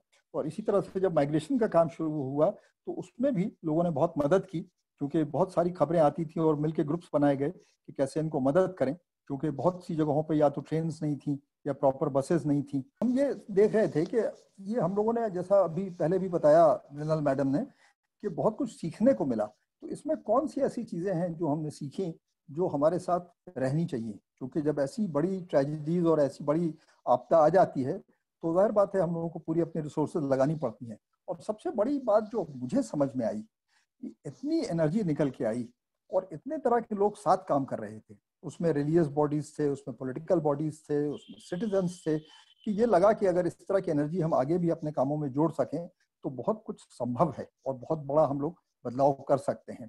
तो मैंने ऊपर इसीलिए लिखा है कि ऐसी ट्रेजेडीज हमको क्या सिखाती हैं। अब सवाल ये है कि हम लोग कितना उसमें से सीख पाते हैं, ये एक सवाल रह जाता है। और बाकी तो बातें थी ही कि हम लोगों ने ये भी देखा कि हम लोग इतना रहते हैं, इतना कुछ खर्च करते हैं, इतना इस्तेमाल करते हैं, और यहाँ पे हमको रहना पड़ा था बहुत कम खर्च से, पेट्रोल नहीं खर्च कर रहे थे, बहुत सारे और काम हम अलग तरह से कर रहे थे। तो ये भी हमको सीखने को मिला कि ऐसा संभव है। और आखिरी बात तो सीखी हमने कि जिस तरह से हम लोग उपयोग करते हैं रिसोर्सेज का, उसको वेस्ट करते हैं, और नेचर के साथ जिस तरह से हम खिलवाड़ करते हैं, उसका ही एक तरह का ये नतीजा था, ये सब हो रहा है। तो हम लोगों को ये भी बहुत ज़रूरी है कि सीखें कि इसको हम कैसे बदलें इस तरीके को। तो ये बातें हमारे साथ रह जाएंगी जी। तो ये 2-3 महीने तो हमारे इसमें निकल गए, और जून के बाद फिर जी हाँ अगली फिर तब हम लोगों ने फिर जाके सोचना शुरू किया कि अब हम कैसे काम करेंगे। और जो हम कर रहे थे तो वो तो बहुत उसमें बदलाव आ गया था, तो हम लोगों ने फिर एक प्लान बनाया कि कैसे काम करेंगे। तो इसको शुरू करने से पहले मैं थोड़ा चाह रहा था बताना कि समावेश में हम लोग क्या क्या काम करते हैं, तो थोड़ा सा उससे क्या लिंक बना हमारे नए काम का, ये मैं बता पाऊंगा। तो बेसिकली हम लोग समावेश में 2 तरह का काम करते हैं। एक तो हम लोग एक तरह का कॉम्प्रिहेंसिव और इंटीग्रेटेड अप्रोच से एजुकेशन में काम करते हैं, और दूसरा हम लोग फोकस करते हैं कम्युनिटी के विकास पे, कम्युनिटी के साथ काम पे, कि कैसे कम्युनिटी में इस तरह की एनर्जी आए कि वो खुद से अपनी ज़रूरतों को, खास करके शिक्षा की, स्वास्थ्य की और लाइवलीहुड की, उसमें वो एक हस्तक्षेप कर पाएँ और अपने हाथ में उन चीज़ों को ले पाएँ। तो शिक्षा में जो हम लोगों का काम है खास तौर से, वो हम लोग सरकारी स्कूलों के साथ करते हैं, और हम लोग करीब 6 जिलों में काम करते हैं मध्य प्रदेश में, और करीब 2500 स्कूलों में, सरकारी स्कूलों में काम करते हैं। ये सब प्राइमरी स्कूल्स हैं। इसमें हमारा एक बड़ा काम जो है प्रोग्राम, वो झाबुआ जिले में है मध्य प्रदेश के, और झाबुआ जिला आप जानते हैं वो देश के सबसे आखिरी 10 उसके इंडिकेटर्स दिखाते हैं कि जिलों में आता है। मध्य प्रदेश में तो वो शायद आखिरी 2-3 में ही आता है कि उसकी जो हालत है, वहाँ पे कितने बच्चे जाते हैं। वहाँ माइग्रेशन बहुत हाई है, बहुत लोग, पेरेंट्स अपने बच्चों को लेके बाहर चले आते हैं और बहुत बुरा हाल है। तो वहाँ हम लोग पूरे जिले में काम कर रहे हैं, और बाकी हम 6 जिलों में और काम कर रहे हैं। तो इसमें हमारी कोशिश ये होती है कि सबसे पहले तो हम जो शिक्षा तंत्र है, जिसमें जिसको हम एकेडमिक लीडरशिप कहेंगे, जो क्लस्टर इंचार्ज होते हैं, ब्लॉक इंचार्ज होते हैं, डिस्ट्रिक्ट की जो एडमिनिस्ट्रेशन होती है एजुकेशन की, उनके साथ काम करें कि वो लोग शिक्षकों को कैसे ज़्यादा अच्छी तरह सपोर्ट कर सकें। और दूसरा काम होता है शिक्षकों के साथ कि उनकी हम ट्रेनिंग कर पाएँ, उनकी कैपेसिटी बिल्डिंग कर पाएँ, और इसलिए कनेक्शन बना रहे तो हम जाके फिर देखते हैं कुछ सैंपल जगहों पे कि वो काम कैसा चल रहा है फील्ड लेवल पे, ताकि हम भी लगातार सीखते रहें और उनके साथ भी मदद कर पाएँ। और तीसरा हमारा काम होता है कम्युनिटी और पेरेंट्स के साथ कि वहाँ पे एसएमसी कैसे मजबूत बने। और एसएमसी के साथ साथ हमको लगता है कि खाली जो एसएमसी हमारे यहाँ स्कूल मैनेजमेंट कमेटी होती है, तो सिर्फ एग्जीक्यूटिव कमेटी ना होके पूरी कम्युनिटी गाँव की कैसे जुड़े और जुड़ जाए स्कूल को मदद करने में, और बच्चों को भी घर में एक ज़्यादा अच्छा माहौल देने में। और मुझे लगता है कि इसके बारे में बात तो बहुत हुई है, मगर इसमें अभी बहुत कमी है, और हम लोग थोड़ा इसके बारे में बात करेंगे। तो अब हम अगला जो है हमारा काम, वो ये था कि हमने ये देखा कि जब ये पूरा कोविड का दौर चला, तो एकदम से सरकार ने काफ़ी शुरू से ही इसमें सोचना शुरू किया कि क्या कर सकते हैं। और ये बड़ा दिलचस्प है कि मेरे ख्याल में सेंट्रल गवर्नमेंट की तरफ से ही कुछ प्रोग्राम बिल्कुल शुरू से ही आ गए, जो कि बहुत सारे या शायद सभी राज्यों में हुए होंगे। मैंने अभी 3-4 राज्यों का पता चला है। तो ये जो प्रोग्राम्स थे, ये बहुत ऑनलाइन और डिजिटल बेस्ड प्रोग्राम्स बनाए गए थे, और इसमें एक फोकस इस बात पे था कि क्योंकि बच्चे अभी स्कूल नहीं आ पाएंगे, तो बहुत सारा मटेरियल बच्चों का, जिसमें क्विजेस थे, उनको असाइनमेंट्स दिए जाते थे, उनको और भी मटेरियल बना के दिया जाता था, और फ्लिप बुक्स या दूसरे तरह की ऑडियो बुक्स बना के उनके लिए दी जाती थी कि वो इसका इस्तेमाल कर सकें। तो ये काफ़ी बड़ा प्रोग्राम था, और ये अप्रैल मई से ही बिल्कुल लागू हो गया था, और इसकी तैयारी शुरू हो गई थी।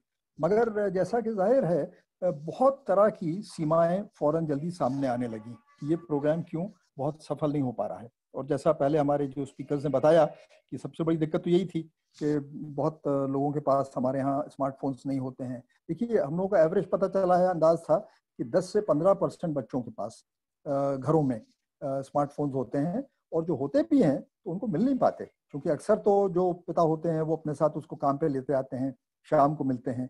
जब मिलते भी हैं तो बच्चे उनका ठीक से उपयोग नहीं कर पाते। अगर कर भी लें तो जो उसमें इंस्ट्रक्शंस लिख के आ रहे थे कि क्या एक्सरसाइज करनी है, क्या क्विजेस करनी है, उसको पढ़ना उनके लिए, समझना उनके लिए मुश्किल था, फॉलो करना। तो बहुत तरह की दिक्कतें थी। तो इसलिए आप समझिए कि मुश्किल से 5% भी नहीं शायद बच्चे, हम लोगों को अंदाज लगा कि इस्तेमाल कर पाते हैं। अब इसमें फ़र्क भी काफ़ी है, क्योंकि जो ट्राइबल एरियाज हैं, बैकवर्ड एरियाज हैं, वहाँ कम है। अगर आप भोपाल को, इंदौर को लें तो वहाँ कुछ ज़्यादा मिल जाएंगे फ़ोन्स। और इसमें कई तरह की बातें आई जो हम बात करेंगे। तो ये एक बहुत बड़ा नेशनल लेवल प्रोग्राम था। और हमारे यहाँ सरकार के साथ ये होता है कि वो एक बहुत ही एम्बिशियस टाइप का प्रोग्राम बना देते हैं, बहुत ही डिटेल्ड आउट, मगर उसका फील्ड इम्प्लीमेंटेशन जो है, उसकी जितनी तैयारी और एक पुराने एक्सपीरियंस से सीखना चाहिए, उसमें हमें लगता है कहीं पे गैप्स रह जाते हैं। तो फिर बाद में, जैसा इस स्लाइड में दिखाया है, एक दूसरा प्रोग्राम सोचा गया जिसका नाम था हमारा घर हमारा विद्यालय। और ये प्रोग्राम शुरू किया गया जुलाई में, जब स्कूल खुलने का टाइम हो गया था। और इसमें ये कोशिश की गई कि टीचर्स जिन बच्चों के पास बिल्कुल कोई तरीके से नहीं पहुंच पा रहा था, ये पहला वाला प्रोग्राम जिसको डिजिटल लर्निंग प्रोग्राम जो था, तो वहाँ वो घर घर जाना शुरू करें और वहाँ पे थोड़ा मटेरियल दें, वर्कबुक्स दें और जाके उनको हेल्प करें। तो अब जाहिर बात है, जब टीचर्स भी जाने लगे तो इसमें भी कई दिक्कत आती थी। और इसमें भी अगेन फिर से उन्होंने बड़ा एम्बिशियस प्रोग्राम बनाया कि हर घर में एक स्कूल जैसा चलेगा, जहाँ पे बच्चे बैठेंगे, 10 बजे से 1 बजे तक उनकी क्लास लगेगी, घंटी बजाएंगे उनके पेरेंट्स, उसके बाद उनके शाम को दादी या नानी उनको कहानी सुनाएंगी, दिन में वो 4 बजे खेलेंगे। तो ये सब प्रोग्राम बना दिया गया। मगर ऐसे प्रोग्राम को लागू करना, और जो पेरेंट्स हमारे गरीब हैं और काम पे चले जाते हैं, जाहिर बात है बहुत मुश्किल था। तो हम लोगों ने फिर इसके लिए जब काम करना शुरू किया तो हमने ये सोचा कि अलग प्रोग्राम ना बना के, चूंकि हम गवर्नमेंट के साथ काम करते हैं, हम ये देखें कि इसमें क्या गैप्स रह गए हैं और इसको सपोर्ट करने के लिए हम क्या एक्टिविटीज कर सकते हैं। क्योंकि काफी बड़े स्केल पे टीचर्स हमारे साथ जुड़े हुए थे। करीब 2500 स्कूल हैं, 2000 स्कूल तो झाबुआ में ही हैं, जो ट्राइबल एरिया है पूरा। तो इसलिए करीब ऑलमोस्ट 3-4 हजार टीचर्स जुड़े हुए थे। तो अब ये जो पहली तस्वीर अभी आपने साइड में देखी है, ये है सरकार का उसमें कि टीचर जाके घर में बच्चों को पढ़ा रहे हैं। तो इसमें हम लोगों ने क्या किया कि उनकी वर्कबुक्स बहुत इफेक्टिव नहीं हो पा रही थी, उसमें कई तरह के प्रॉब्लम्स थे। तो हम लोगों ने बच्चों के लिए वर्कशीट्स बनाई जो ज़्यादा आसान भी थी और टीचर्स के साथ मिलकर बनाई, उनका फीडबैक लेकर। तो उससे फिर ये हुआ कि कई बार क्या होता था कि बच्चों को अगर एक लेवल पे पढ़ाया जा रहा है और बच्चों का वो स्तर नहीं है पढ़ाई समझने का, तो भी दिक्कत आती थी।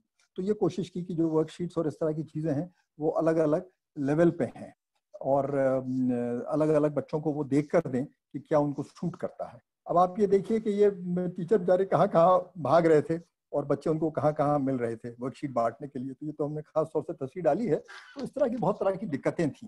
तो अब हम लोगों ने क्या किया, वो इसके बाद हम अगली स्लाइड में डिस्कस कर रहे हैं और मिलके किया हम लोगों ने लगातार। तो इससे टीचर्स को भी लगा कि हम उनकी सहायता कर रहे हैं और काफी सारा काम मिलके हुआ, तो इससे फर्क पड़ा। तो अब जैसा हमने बताया था, ये तो प्रॉब्लम था ही लैक ऑफ स्मार्टफोन वगैरह का। एक मिनट में हाँ।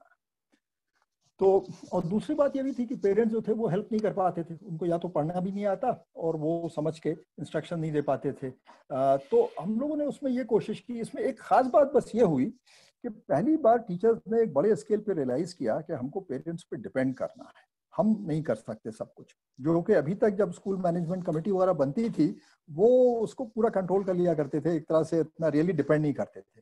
तो ये एक समझ बनी है और मुझे लगता है समझ को आगे ले जाना बहुत जरूरी है। और दूसरी अच्छी बात इससे ये हुई कि पेरेंट्स के बाद चूंकि बार बार टीचर्स आ रहे थे, उनको ये लगने लगा कि ये हम भी कुछ कर सकते हैं, हमारे ऊपर इतना निर्भर करता है। और उसमें से कई पेरेंट्स ऐसे निकले। आप देखिए कि ऐसी मदर्स निकली जो थोड़ा बहुत पढ़ी लिखी थी, तो वो बैठ गई कि हम अच्छा आसपास के 4-5 बच्चों को हम भी पढ़ाएंगे, और इस तरह के इश्यूज निकले। तो ये भी मुझे लगता है कि जो हम लोग सोचते रहते थे, ये बहुत जरूरी है कि इस पूरी लर्निंग को हम कैसे आगे बढ़ाएं और इसको एक प्रोग्राम का बड़ा हिस्सा बनाएं, स्तंभ बनाएं अपने उसका। तो ये हम लोगों ने फिर सोच के और इसी के इर्द गिर्द अपना प्रोग्राम बनाया जी। अगला वाला, हाँ। तो इसके बाद जो ये इसमें हमने ये दिया है कि क्या प्रॉब्लम्स आ रहे थे इन प्रोग्राम्स में, कि हालांकि टीचर्स जाते तो थे मगर वो उनको ट्रैक करना मुश्किल होता था कि बच्चों ने कितना सीखा, बच्चे कितना आगे कर गए। उनके बहुत सारे जो स्टडीज, गेम्स, स्टोरीज और वीडियोस थे, इसमें कई मटेरियल बहुत अच्छा भी है। मगर एक इसमें खास बात निकल के ये आ रही थी कि देखिए, हम लोग बहुत बात करते हैं ऑनलाइन लर्निंग की और डिजिटल लर्निंग की, तो इससे ये समझ में आया कि डिजिटल लर्निंग जो है ये समता पूर्वक नहीं है, इसमें बराबरी नहीं रह जाती। जो लोग इकोनॉमिकली हालत में अच्छे हैं, जिनके पास अच्छे अगर टैब्स हैं और अच्छे किस्म के स्मार्टफोन्स हैं और घर में मदद मिल रही है, तो वो तो इससे आगे बढ़ जाएंगे, और जो बच्चे इन चीज़ों को मैनेज नहीं कर पा रहे हैं घर पे, वो पीछे रह जाएंगे। तो ये सब सवाल हमारा आगे बहुत सोचने के लिए आएगा कि कितना और किन जगहों पे हम यूज़ करेंगे इस तरह की डिजिटल लर्निंग। तो और इसमें बहुत सारी उम्मीद की गई थी पेरेंट्स से, अब वो पेरेंट्स उस तरह की मदद नहीं कर पा रहे थे। बस वही आखिर में ये बात थी कि कॉन्टैक्ट्स इस प्रोग्राम में बढ़ा था पेरेंट्स और टीचर्स में, और पेरेंट्स की सेल्फ इमेज इससे बदली थी जी। तो अब इसमें जब हम लोगों ने काम शुरू किया, तो सबसे पहले तो हम लोगों ने टीचर्स को, हम लोग पहले भी कर रहे थे कि जो टीचिंग लर्निंग मटेरियल है वो उनके साथ हम बनाते रहें, और थोड़ा ज़्यादा बनाया जो उनको आजकल ज़रूरत थी।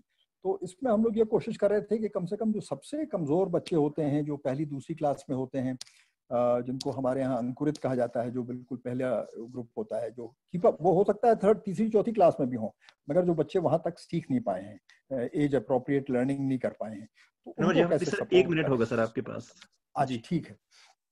और इसके बाद फिर हम लोगों ने ये सब चीज़ें शुरू की, और साथ में जो हमारी लाइब्रेरीज थी स्कूल में जो बंद पड़ी थी, उनकी भी किताबें लेकर टीचर्स ने घर पे पहुंचाना शुरू किया कि वो बच्चों को पढ़ने में मजा आए और वो ये देख पाए। अच्छा, चलिए आगे चलते हैं। तो ये तो कुछ तस्वीरें हैं कि टीचर्स वगैरह TLM वगैरह बना रहे हैं, और इसमें बस मैं एक बात ये कहना चाह रहा हूँ कि हम लोगों के प्रोग्राम में एक बहुत सेंट्रल चीज़ है कि टीचर्स खुद से अपना मटेरियल बनाने में इन्वॉल्व होते हैं TLM, और उससे फ़र्क ये पड़ता है कि जब वो अपने हाथ से बनाते हैं तो उनको बहुत ज़्यादा ओनरशिप होती है और उनको बहुत दिलचस्पी होती है उसको यूज़ करने में, और प्लस ये कि वो सीख जाते हैं उसको कैसे और इवॉल्व करें। वो डिपेंड नहीं करते हैं कि बना बनाया TLM आ गया और उतनी इस्तेमाल करेंगे। अगला पिक्चर तो एक छोटी सी लाइब्रेरी का है। तो इस तरह के जहाँ जहाँ पॉसिबल था हम लोगों ने लोगों से जगह मांगकर और सेंटर्स बनाए। अच्छा, तो इसके बाद जो अगला काम हुआ वो ये समझ में आ गया था कि टीचर्स जब इंडिविजुअली जाएंगे घर में तो पढ़ाई ज़्यादा नहीं हो पा रही है। तो हम लोगों ने ये शुरू किया कि कहाँ कहाँ पे युवा लोग हैं और उनको हम आइडेंटिफाई करें और वो मदद कर सकते हैं क्या। तो ये दिलचस्प है कि हम लोगों को जितना उम्मीद था उससे भी बहुत ज़्यादा अलग अलग जगहों पे इसका नतीजा मिला। अब जैसे अभी हमारे झाबुआ ज़िले में करीब 100 ऐसे सेंटर्स चल रहे हैं जहाँ पे किसी ने जगह दी है और वहाँ पे 1 या 2 युवा बच्चों को रेगुलर 1 घंटा, 2 घंटा, 3 घंटा उनके साथ लेके बैठ रहे हैं। अब ऑब्वियसली ये जो युवा पढ़ा रहे हैं उनमें से कुछ तो हाई स्कूल वगैरह के हैं और उनमें इतनी मैच्योरिटी नहीं है, मगर कम से कम वो नियमित 2 घंटा 3 घंटा बैठ पा रहे हैं, और हम उनको थोड़ा सिखा रहे हैं कि कैसे वो बच्चों के साथ खेलें और खेल खेल में पढ़ाएं। और जो लोग कॉलेज लेवल के हैं या पास्ट हैं तो वो ज़्यादा उसको अच्छी तरह कर रहे हैं, मगर एक इस तरह की टीम्स बन रही हैं, और हमको लग रहा है कि ये भी एक ऐसा काम है जिसको हमें आगे बढ़ाना चाहिए। तो ये एक मेजर चीज़ रही। और इसके बाद देखिए आपको कुछ हम तस्वीरें दिखा रहे हैं, तरह तरह के सेंटर्स चल रहे हैं जहाँ ये लोग खुद से बैठ के बच्चे पढ़ते हैं। तो ये एक छोटा सा सेंटर है, किसी का बड़ा भाई पढ़ा रहा है। उसके बाद आगे चलिए, ये थोड़ा सा बड़ा सेंटर है, अगला वाला। हाँ अगला दिखा दीजिए। हाँ ये सेंटर है। अब ये दोनों झाबुआ के सेंटर हैं, तो आपको दिख जाएगा कि वहाँ पे बच्चों की हालत कैसी है। इसके बाद आ जाइए, तो ये सागर जिले का सेंटर है, अगला वाला, ये अगली साइड पे। हाँ तो वो दिखता है, थोड़ा बच्चों की हालत अलग है, पढ़ाने वालों की हालत भी अलग है। इसके बाद किसी बड़े घर में जगह मिल गई है तो वहाँ पे ज़्यादा अच्छा है, चबूतरा है, मौसम ठीक है, तो वहाँ पढ़ाई हो रही है। तो आप ये देख रहे हैं कि तरह तरह की पॉसिबिलिटीज़ हैं। मगर इसी तरह हमने देखा कि सागर ज़िले में भी हम लोग रहली ब्लॉक में काम कर रहे हैं, काफ़ी इस तरह का सक्सेस हुआ। ये तो बच्चे थोड़ा मटीरियल खुद यूज़ कर रहे हैं। और अगली स्लाइड में ये दिखाया गया है कि कैसे थोड़ा जो कम्युनिटी अवेयरनेस है हेल्थ को लेकर, इस पर भी बहुत जोर दे रहे हैं, और लग रहा है कि आगे बहुत जोर देने की ज़रूरत है, क्योंकि ये जो प्रिकॉशंस हैं इसके अलावा हमारे पास कोई रास्ता नहीं है बचने का। तो इस पे हम लोग और बड़ा प्रोग्राम बना रहे हैं। मैं एक तो यही समझ में आया कि कम्युनिटी को अगर हम लोग साथ में जोड़ के करेंगे और जिसमें टीचर्स भी जुड़ जाएं, तो एक तो आपस में इन लोगों का संपर्क अच्छा बन रहा है और बहुत बड़ी संभावना है। थोड़ा सा मैं बताऊंगा कम्युनिटी का कैसे संभावना है काम रोल प्ले करने की। तो एक तो इनका टीचर और कम्युनिटी का इंटरेक्शन बढ़ता है। हाँ लास्ट में बस खत्म कर रहा हूँ। और इसके बाद जो हायर पेरेंट्स रोल जो है लर्निंग में जो मैंने लिखा है, उसमें खास चीज हम लोग जिस पे जोर दे रहे हैं वो ये है कि लर्निंग असेसमेंट, बच्चा कितना सीख रहा है, इसका एक बेसिक अंडरस्टैंडिंग पेरेंट्स को भी हम बताएं कि भाई चौथी क्लास में बच्चा है तो उसको कितना आना चाहिए। अभी अक्सर 5वीं क्लास में बच्चा होता है तो पेरेंट्स सोचते हैं कि वो काका गागा पढ़ रहा है तो कुछ पढ़ रहा होगा। तो उनको अगर ये समझ में आ जाए और वो ये देखने लगे कि बच्चे में, तो इसके लिए हमने छोटी छोटी कुछ बुकलेट्स बनाई हैं और उनको समझा रहे हैं, और ये देखने को मिल रहा है कि उसमें वो बहुत इंटरेस्ट लेते हैं, जल्दी समझ जाते हैं, और उसके आधार पर वो टीचर से जब बातचीत करते हैं स्कूल मैनेजमेंट कमेटी में तो अलग तरह के प्रश्न उठाते हैं, जिसको लेकर टीचर पे एक तरह का दबाव पड़ता है और वो फिर उनको स्कूल में ज्यादा जुड़ना पड़ता है अपनी पढ़ाई का। तो ये हमारी समझ बनी है। और आखिरी चीज हमने बस ये लिखी थी कि हम लोग देखिए अनबैलेंस यूज टेक्नोलॉजी का और इसका नहीं कर सकते, डिजिटल का, और बहुत सारे यूजेस निकले हैं, मगर बहुत सोच के करना है कि कैसे हम उसको आगे बढ़ाएं। धन्यवाद। Thank you Anwar Jafri sir, आपने हमें बहुत ही जिस तरह से आपने कार्य किया है कोविड के दौरान में, और किस तरह से आपने कम्युनिटी को साथ में लेके और टीचर्स को साथ लेके किस तरह से आपने अपना योगदान दिया है, वो बहुत ही तारीफे काबिल है। बहुत बहुत धन्यवाद सर आपका। धन्यवाद, बहुत धन्यवाद आपका। मैं अब हमारे अगले स्पीकर राजेंद्र अधिकारी सर के पास जाना चाहूंगा और उनसे जानना चाहूंगा कि संपर्क प्राइमरी एजुकेशन में सरकार के साथ मिलकर कार्य कर रहा है, और लॉकडाउन में जब शिक्षा की गुणवत्ता प्रभावित ना हो इसके लिए आपने क्या कदम उठाए और ये आपके लिए कितना चुनौतीपूर्ण था sir? Over to you sir. Great, thank you. सबसे पहले तो एआई का बहुत बहुत धन्यवाद विनोद, आपका शुक्रिया। आज जो ये मुद्दा आप लोगों ने रखा है जिस पे डिस्कशन और ये डिजिटल राउंड टेबल हम लोग कर रहे हैं, मुझे लगता है कि बहुत इम्पोर्टेंट है।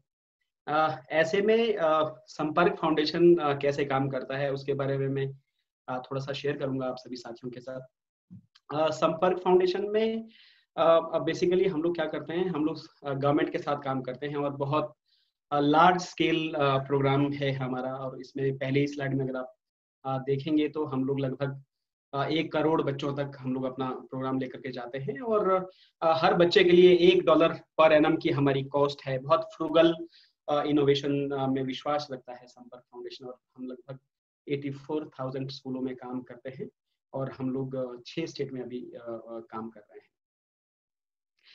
संपर्क फाउंडेशन के बारे में थोड़ा सा अगर मैं बताऊं आपको, तो ये विनीत नायर जी हैं जो HCL टेक्नोलॉजी के एक्स CEO रहे हैं।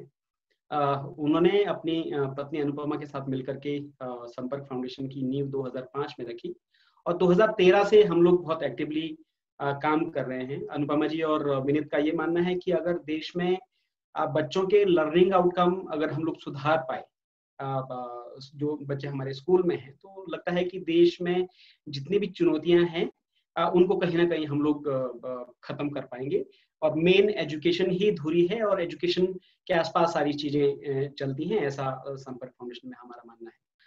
इसमें हम लोग जिन स्टेट में काम करते हैं वो हिमाचल है, उत्तराखंड है, हरियाणा है, झारखंड है, छत्तीसगढ़ है, और अभी उत्तर प्रदेश 2 साल से हम लोग वहाँ पे भी काम कर रहे हैं। तो इन 6 राज्यों में हम लोग लगभग 84,000 स्कूल को हम लोग कवर करते हैं, और हम लोग प्राइमरी स्कूलों में ही काम करते हैं, बुनियादी स्कूलों में हम लोग काम करते हैं। और हमारा जो मॉडल है वो 5 स्टेप चेंज का मॉडल है, जिसमें हम कहते हैं कि सबसे पहले आप सरकार के साथ पार्टनरशिप करें, फिर उनके साथ फिर जो आपकी अप्रोच है, जो आपकी मेथोडोलॉजी है, उसके हिसाब से हम लोग स्कूलों में TLM देते हैं, जिसमें हम लोग मैथ्स और इंग्लिश के किट्स हम लोग प्रोवाइड करते हैं स्कूलों में। और इसमें अगर आप देखेंगे तो हमने लगभग 2,90,000 मैथ्स के किट और इंग्लिश के किट हमने इन स्कूलों में डिस्ट्रीब्यूट किए हैं। साथ में हम टीचर्स का ओरिएंटेशन करते हैं और ब्लॉक लेवल पे जाकर के हम टीचर्स को उस मेथोडोलॉजी के बारे में जानकारी देते हैं, ओरिएंटेशन करते हैं, उसको आप ट्रेनिंग प्रोग्राम भी आप कह सकते हैं। और उसके साथ साथ क्योंकि हमारा बैकग्राउंड एक डिजिटल प्लेटफॉर्म से निकल के आता है, जहाँ पे हमारे जो चेयरमैन सर है वो काफी बड़े एक कॉर्पोरेट को HCL को संभाल करके आए थे, तो हम लोग टेक इनेबल शुरू से रहे हैं। हम लोग कोविड से पहले भी टेक्नोलॉजी का यूज करते थे, और कोविड के बाद तो उसका यूसेज काफी बढ़ ही गया है। ये हमारे इनोवेशन हैं जिसके माध्यम से हम लोग इतने बड़े लार्ज स्केल पे पहुंचते हैं। मैं हर स्लाइड पे बहुत कम बात करूंगा, क्योंकि समय मैं देख रहा हूँ कि समय बहुत तेजी से निकलता जा रहा है। तो सबसे पहले हमारा संपर्क बैठक एक एप्लीकेशन है। ये एक डिजिटल प्लेटफॉर्म है और इसको हम लोग देश का सबसे बड़ा लर्निंग और डेवलपमेंट प्लेटफॉर्म कहते हैं, जिसमें हमारे पास अभी लगभग 3.5 लाख अध्यापक जुड़े हैं। और इसमें कंटेंट तो है ही प्राइमरी कक्षाओं का, साथ ही साथ इसमें एक फेसबुक की तरह एक शेयरिंग पेज भी है टीचर्स के लिए, जिसमें हम लोग सिर्फ शिक्षा की इनोवेशन को, शिक्षा के नवाचारों को हम लोग शेयर करते हैं। और हमारे लगभग 3.5 लाख टीचर अपने अपने इनोवेशन यहाँ पर शेयर करते हैं। ये एक बहुत बड़ा एक प्लेटफॉर्म है जो हम एक सबसे बड़े इनोवेशन के रूप में इसको हम जानते हैं। उसके बाद हम लोग अंग्रेजी प्रोग्राम हम लेकर के जाना चाह रहे थे स्कूलों में, बट कहीं ना कहीं ये दिख रहा था, जो रिसर्च निकल के आया है कि जो हमारे स्कूलों में अध्यापक हैं, कई सारे अध्यापक हैं जो अंग्रेजी को कक्षा 8 में ही छोड़ चुके थे, तो उनके लिए कक्षा 5 में बच्चों को अंग्रेजी पढ़ाना बहुत मुश्किल था। तो हम लोगों ने फिर ये संपर्क दीदी नाम का एक डिवाइस, एक रेडियो डिवाइस है, ऑडियो डिवाइस है, जिसमें हमने प्री रिकॉर्डेड लेसन हमने रखे हुए हैं कक्षा 1 से 5 तक के जो इंग्लिश के चैप्टर्स हैं उसके आधार पर।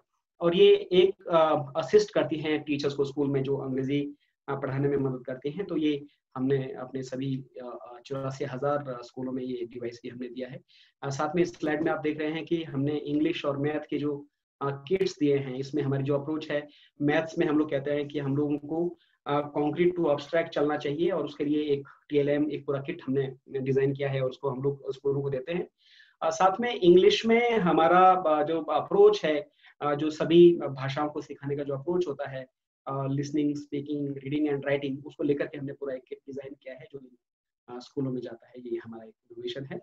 साथ में कुछ इंटरेस्टिंग बोर्ड गेम्स हम लोग ने डिजाइन किए हैं, जहाँ पे बच्चे बहुत प्रैक्टिस करते हैं, और खास करके कक्षा 1, 2, 3 के लिए ये बोर्ड गेम्स हैं जो बच्चों को एडिशन, सब्ट्रैक्शन, मल्टीप्लिकेशन और डिवीजन बहुत तेजी से सिखाते हैं। इसको हमने प्रैक्टिकल देखा है कि बच्चे जब बोर्ड गेम में खेलते हैं, उनको लगता है कि हम खेल रहे हैं, बट वो बहुत तेजी से ये जो बेसिक कंसेप्ट है ये सीखते हैं। ये भी हमारा एक इनोवेशन है। अगले स्लाइड में अगर आप देखें तो मल्टीमीडिया वर्क बुक्स हैं। ये सभी स्टेट गवर्नमेंट के साथ मिलकर के सभी स्कूलों के जो कक्षा 1, 2, 3, 4 के बच्चे हैं, उनके सभी बच्चों के हाथ में ये वर्क बुक जाती है, और यहाँ पर किट के माध्यम से जो वो सीखते हैं बच्चे, उसको यहाँ पर अप्लाई करते हैं और इसमें वो प्रैक्टिस करते हैं, ताकि जो उन्होंने सीखा है उसको वो पुख्ता रूप से समझ बना पाए उस पर। इसमें जैसे ही 22 मार्च को जनता कर्फ्यू और 23 तारीख से फिर लॉकडाउन शुरू हुआ, तो सबसे पहला जो काम था हमने ये किया कि हमने एक पॉलिसी हमने अनाउंस की हमारे चेयरमैन साहब ने, जिसमें उन्होंने कहा कि नो स्पार्क मतलब जो संपर्क में काम करते हैं, जो एम्प्लॉयज हैं, उनको स्पार्क हम लोग कहते हैं। No spark and no child left behind, कि हम इस कठिन दौर में ना अपने किसी स्पार्क का साथ छोड़ेंगे और ना ही किसी बच्चे को हम पीछे छोड़ेंगे। इस पॉलिसी के साथ हमने पूरा प्रोग्राम हमने डिजाइन किया, और अप्रैल में ही हम लोगों ने अपना ये बैठक एप्लीकेशन लॉन्च कर दिया था, फर्स्ट वीक ऑफ अप्रैल में, जिसमें मैं बता रहा हूँ आपको कि लगभग 3.5 लाख अध्यापक इससे जुड़े हुए हैं, और यहाँ से कंटेंट बच्चों तक वो पहुंचाते हैं। खासकर हमारे पास इंग्लिश और मैथ का जो कंटेंट है उसको इस बैठक प्लेटफॉर्म के माध्यम से बच्चों तक पहुंचाया जा रहा है। साथ में कंटेंट को हमने गवर्नमेंट के साथ, क्योंकि जिन भी स्टेट में हम लोग काम करते हैं, स्टेट गवर्नमेंट के साथ हमारा बड़ा पार्टनरशिप है, और हम जिस भी स्टेट में जाते हैं हम 100% स्कूलों में हम लोग काम करते हैं। उत्तर प्रदेश में जरूर हम अभी 15,000 स्कूल में काम कर रहे हैं, बट बाकी के स्टेट में हम लोग लगभग 100% स्कूल कवर करते हैं। तो इस बैठक के साथ फिर हमने स्टेट के माध्यम से हमने अपने कंटेंट को हमने पुश किया, जिसमें जैसे हिमाचल के बारे में और उत्तराखंड के बारे में अगर हम बात करें, तो जिस तरह से बहुत तेजी से इन दोनों स्टेट गवर्नमेंट ने आगे बढ़ करके, जैसे अभी जाफरी सर भी कह रहे थे, तो इन्होंने 23 मार्च को लॉकडाउन हुआ, लगभग 4 दिन के बाद हमने कुछ ऑनलाइन वीडियोस और कुछ कंटेंट और लिंक्स शेयर करने हमने शुरू कर दिए थे। इसमें इस दौरान हमने टीचर्स के लिए सारे वेबिनार ऐसे आयोजित किए, और साथ में हमने एक रेडियो पॉडकास्ट भी टीचर्स के लिए निकाला, जिसमें टीचर्स ही उसको प्रेजेंट भी करते हैं। और जो संपर्क फाउंडेशन का जो मिशन है 2025 तक, इसमें हमारा मानना है कि हम लगभग 20 मिलियन बच्चों तक हम लोग पहुंचे और 2 लाख स्कूलों में ये चेंज हम लोग ला करके दिखाएं। और इसके साथ ही हम लोग साइंस, टेक्नोलॉजी, इंजीनियरिंग और मैथ्स के प्रोग्राम जो 11 साल से 18 साल के बच्चों को कैटर करे, उसको हम लोग डिजाइन कर रहे हैं। और इसके साथ साथ 20 स्टेट तक इस इनोवेशन को लेकर के जाने का हमारा इरादा है। और क्योंकि 2025 में हमारे चेयरमैन कहते हैं कि हम लोग संपर्क फाउंडेशन में एजुकेशन का काम बंद कर देंगे, क्योंकि अगर इतने साल में चेंज नहीं आएगा तो शायद फिर कभी नहीं आएगा। ये कुछ मुख्यमंत्री हैं अलग अलग स्टेट गवर्नमेंट के, जिनके साथ हम लोग काम करते हैं, जो हमारे काम को भी बहुत प्रोत्साहित करते हैं और साथ में रिकॉग्नाइज भी करते हैं। बहुत धन्यवाद। थैंक यू सर, आपने हमें बहुत ही अपनी संस्था से परिचित करवाया और आप किस तरह से कोविड के दौरान कार्य कर रहे हैं शिक्षा की गुणवत्ता को लेकर, तो वो बहुत ही सर प्रयास बहुत ही आपके सराहनीय है। हम अब अपने अगले सेशन की ओर बढ़ेंगे। अब हमारा ये क्यूए सेशन है जिसमें कि हमारी जो ऑडियंस है, हमें वहां से सवाल मिले हैं, तो हम अपने पैनलिस्ट जो हैं उनसे वो सवालों का जवाब जानने की कोशिश करेंगे। सर, आपसे एक तो ये जानना है कि ये जो कोविड का समय था, इसमें आपने बताया कि आपने कम्युनिटी और टीचर के साथ मिलके काम किया और ये जो प्रयास था आपके लिए भी काफी इंस्पायरिंग था, पर आप इसको लॉन्ग टर्म में कैसे देखते हो? ऑनलाइन एजुकेशन के अगर सिनेरियो में मैं आपसे पूछूं तो ये आपको इसको किस तरह से देखते हैं? नहीं, इसमें देखिए, पहली बात तो ये समझ में आई कि बहुत दिनों से बात हो रही है और कई बार लोग जिस तरह से बात करते हैं तो उसमें ऐसा लगता है कि वो बहुत कुछ पढ़ाई का हिस्सा जो है वो ऑनलाइन डाल दिया जाएगा। तो अगर आप इस तरह के प्रोग्राम्स देखें, जो बड़े प्रोग्राम्स हैं जैसे खान अकेडमी के, जिन्होंने बहुत सारी चीज़ें ऑनलाइन की हैं, तो उसमें जहाँ पे ड्रिलिंग की बात है कि किसी चीज़ को बार बार प्रैक्टिस करना, ये करना, तो ये वाला तो एक लेवल के बाद अगर बच्चे थोड़े इंडिपेंडेंटली इन चीज़ों को समझ पाते हैं तो ये संभव हो जाता है और ये कर पाते हैं। मगर जहाँ पे कॉग्निटिव लर्निंग की बात होती है, आवाज आ रही है क्या मेरी? यस सर, आपकी आवाज आ रही है। आवाज आ रही है। तो वहां पे तो मुश्किल होती है। अब यहाँ पे इतना बड़ा प्रोग्राम बना तो इसमें चाहते न चाहते हुए भी बहुत ज्यादा डिपेंडेंस हमको ऑनलाइन पे करना पड़ा। तो फिर हमको सीखने को मिला कि खास करके जो गवर्नमेंट स्कूल में बच्चे आते हैं, जिसमें किस तरह के बैकग्राउंड के बच्चे होते हैं, जो एक्चुअली हमारा रियल चैलेंज है, तो ये तो बिल्कुल मोरलेस उसको यूज नहीं कर पाए, हालांकि मटेरियल कुछ अच्छा भी था। तो ये हमको फिर से पूरा सोचना पड़ेगा कि ह्यूमन एलिमेंट को बीच में बहुत इंपॉर्टेंस देनी पड़ेगी और साथ में सपोर्टिव। तो इसमें एक चीज ये भी समझ में आई कि जहां तक टीचर्स के साथ बातचीत थी और जो सीएससी बीएससी थे, इनके साथ हम लोग बहुत सारा काम ऑनलाइन कर रहे हैं। जैसा मृणालिनी मैडम ने बताया था, मृणाल मैडम ने, तो उनको सब ट्रेनिंग हो गई, वो सीख गए कैसे मीटिंग करें, और न सिर्फ डिस्कशन और मीटिंग, बल्कि जैसे उदाहरण के लिए हम उनके साथ रीडिंग सेशंस करते हैं टीचर्स को, ताकि उनकी आदत बने। तो वो कहानियां पढ़ते हैं और उसको डिस्कस करते हैं, उनको बड़ा मजा आता है। तो ऐसी बड़ी अच्छी रिस्पॉन्सेज मिल गई हैं। तो हमको हर चीज में टेस्टिंग करनी चाहिए। जो हम पहले से प्लान बना लेते हैं, अक्सर सरकार में ये हो जाता है, और फिर उसके बाद में सीखते हैं और फिर उसको बैक ट्रैक करते हैं। तो हमको टेस्ट आउट करके और फिर धीरे धीरे आगे बढ़ना चाहिए। तो हम जितना इस्तेमाल हो सकता है उतना यूज करें इस तरह का। और दूसरी खास चीज है जो आपने चूंकि ऑनलाइन पूछा, ये ऑनलाइन जो है ये बराबरी का टूल नहीं है। ये बड़ा गैर समता, गैर बराबरी लाता है, और जिनके पास अच्छे चीजें अवेलेबल हैं वो आगे बढ़ जाते हैं। तो इससे भी हमको बचना पड़ेगा। जी, और एक सवाल सर आपके लिए और भी है। हमारी टीम से ही दिनेश कुमार जी बिहार से हैं, उन्होंने आपसे पूछा है कि लॉकडाउन में आपने एसएमसी के साथ भी काम किया है, तो उनके साथ आपने कैसे कोऑर्डिनेट किया सर? नहीं, वो एसएमसी के साथ देखिए काम करना नॉर्मल वे में तो मुश्किल था, क्योंकि हम लोगों के स्कूल तो बंद थे। तो एसएमसी नॉर्मली उनकी मीटिंग्स स्कूल में होती थी। तो उनके साथ तो यही हुआ, क्योंकि हमारे साथी टीचर्स के साथ जा रहे थे गांव गांव और घर घर में, तो वो हम एसएमसी के जो एक्टिव लोग थे उनको जमा करके प्रोग्राम में जोड़ते थे। और जो हमारे मोहल्ला सेंटर्स चले उसमें एसएमसी के लोगों ने काफी मदद की। मगर हमेशा हमारा प्रयास रहता है कि खाली एसएमसी तक सीमित न रहें जो मेंबर्स होते हैं, बल्कि लार्जर कम्युनिटी को जोड़ें। तो उसमें हम फिर काफी लोग जोड़ते हैं और वो भी साथ रहते थे। तो ये दोनों हमने मिला के किया। कोशिश हमने की कि जो अध्यक्ष लोग हैं उनकी ऑनलाइन वगैरह मीटिंग करें, मगर अभी तक वो बहुत सफल नहीं हुई है, क्योंकि उनमें से भी कई लोगों के पास फोन्स नहीं है और या वो उसको यूज नहीं कर पा रहे हैं मीटिंग लेवल पे। तो ये है प्रॉब्लम। अब शायद 1-2 साल में लोग सीख जाएं तो वो कर पाए। जी, thank you sir, thank you जी, थैंक यू। अच्छे सवाल थे दोनों, अच्छे सवाल थे। मैं मृणाल मैम के पास जाना चाहूंगा। मृणाल मैम, आपके लिए सवाल है कि जैसे कि आपने बताया कि आप अल्टरनेट डे पे बच्चों को मैसेज भेजते थे, तो मतलब ये जो मैसेज थे, ये किस तरह की इंफॉर्मेशन होती थी जो आप मतलब उस मैसेज के माध्यम से उन बच्चों तक भेजते थे? ये जो हम अभी ऑनलाइन उनके साथ सेशंस ले रहे हैं, उसमें कुछ अवेयरनेस होगा या उनका जो एकेडमिक है उसके बारे में होगा, वो हम उनको भेजते थे। और अल्टरनेट डे का ये था कि जो जिस दिन उनको हम मैसेज नहीं भेज रहे उस दिन हम उनको होमवर्क दे के रखते थे, ताकि वो पूरे दिन जो है कि एक वीक में all 6 days the children are occupied, तो क्लासेस तो अल्टरनेट डे टीचर उनके साथ लेती थी, पर दूसरे दिन के लिए उनको कुछ हम एंगेज करने के लिए कुछ असाइनमेंट्स देते थे, कुछ उनको होमवर्क भी देते थे। और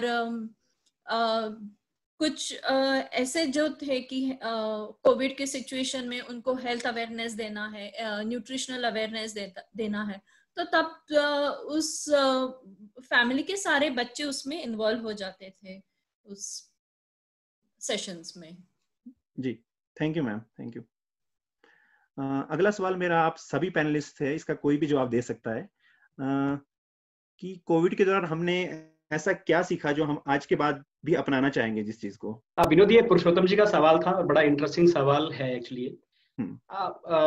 एकदम दिमाग में जो इसका जवाब आता है, मेरे तो ऐसा लगता है कि एक तो कोविड के दौरान हम लोग थोड़े से हेल्थ कॉन्शियस हुए हैं, जिसको हमको कंटिन्यू करना है।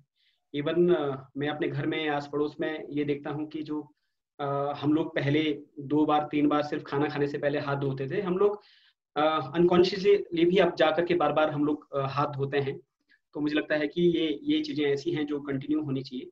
और साथ में एक बड़ा जो बदलाव मैं देखता हूँ वो ये है कि हम लोग जब सरकारी स्कूलों में काम करते हैं तो ज्यादातर यही देखा जाता है कि जो सरकारी स्कूल में काम करने वाले बच्चे जो हैं, स्कूलों में पढ़ने वाले बच्चे, उनके माता पिता बहुत एजुकेशन के प्रति बहुत अवेयर नहीं हैं या बहुत समय वो बच्चों को नहीं देते हैं, ऐसा माना जाता था। बट इस दौरान हमने अपने इन स्टेट्स में देखा है कि पेरेंट्स ने बहुत आगे बढ़ करके अपने बच्चों के लिए समय निकाला है। अब वो परसेंटेज क्या है वो अलग बात है, बट उन्होंने अपनी सीरियसनेस दिखाई है, बच्चों को समय दिया है, बच्चों की लर्निंग को लेकर के बहुत सीरियस हुए हैं, जिसको हमको आगे कंटिन्यू करना चाहिए। मुझे लगता है कि यही 2-3 चीजें हैं जो हमको आगे भी लगातार चलाए रखनी चाहिए। Thank you sir, thank you sir. और हम अपने अगले सेशन की ओर बढ़ते हैं जो कि न्यू एजुकेशन पॉलिसी को लेकर है। जैसे कि हम सभी जानते हैं कि हाल ही में हमारी नई राष्ट्रीय शिक्षा नीति को मंजूरी मिल चुकी है और यह राष्ट्रीय नीति जो है हमारी 34 वर्षों के समय के बाद आई है। तो ऐसे में भविष्य में शिक्षा के क्षेत्र में राज्य द्वारा लिए जाने वाले निर्णय एक अहम भूमिका निभाएंगे।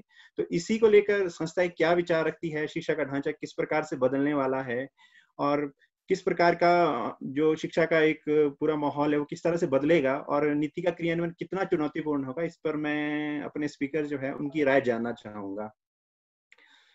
चर्चा की शुरुआत में सर अनवर जाफरी सर से ही करना चाहूंगा कि सर जो आपका काम है वो गुणवत्तापूर्ण शिक्षक के लिए आप अध्यापक और प्रशासन के साथ मिलकर कार्य करते हैं और एक तरह से आप शैक्षणिक सपोर्ट देने का काम करते हैं।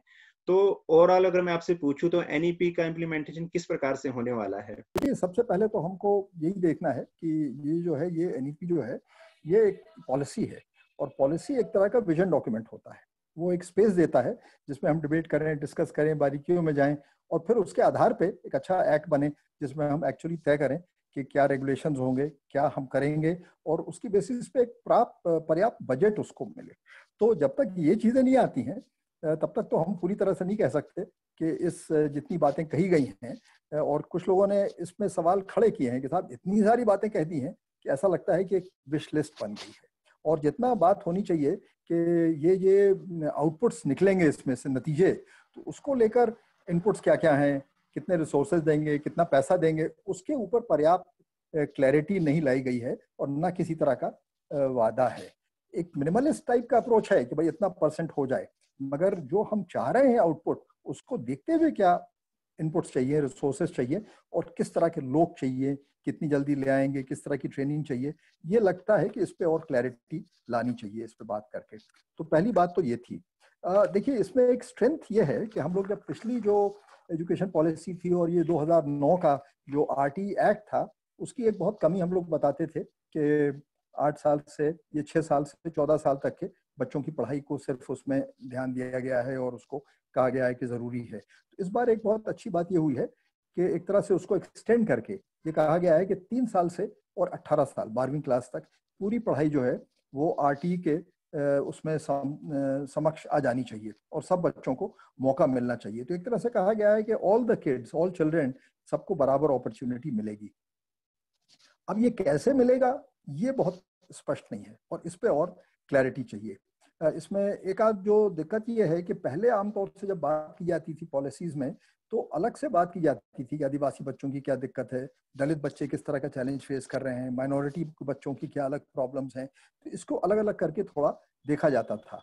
अभी क्या है कि इन सबको क्लब करके एक अंडर रिप्रेजेंटेड ग्रुप के नाम से रखा गया है और अलग अलग उनके प्रॉब्लम्स क्लासिफाई नहीं किए गए हैं। तो उसको जरूरी है करना, क्योंकि जब तक आप उसको समझेंगे नहीं, आप एक कॉमन एक उससे सब कुछ सॉल्व करना जरा चैलेंजिंग रहेगा।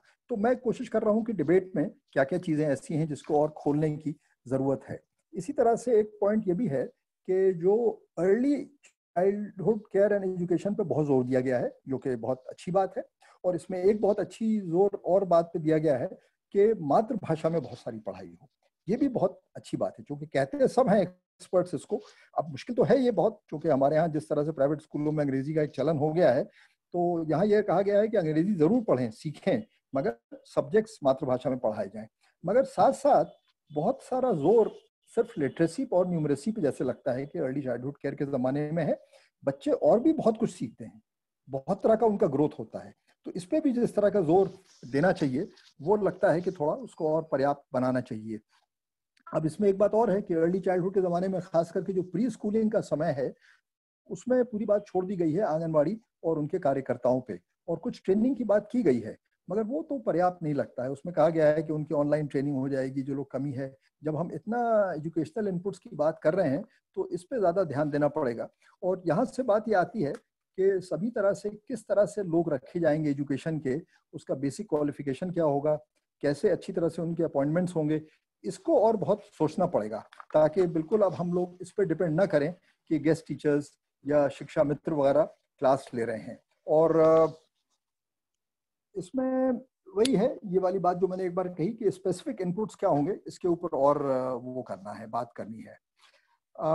इसमें एक चीज़ मैं कहना चाह रहा हूँ कि चूंकि बजट्स को लेकर बहुत अभी कोई चीज़ स्पेसिफाई नहीं की गई है, मुझे एक चीज़ बहुत चिंता सताती रही है कि हमारे यहाँ जो अलग अलग स्टेट्स हैं उनके अलग अलग एजुकेशन बजट्स होते हैं।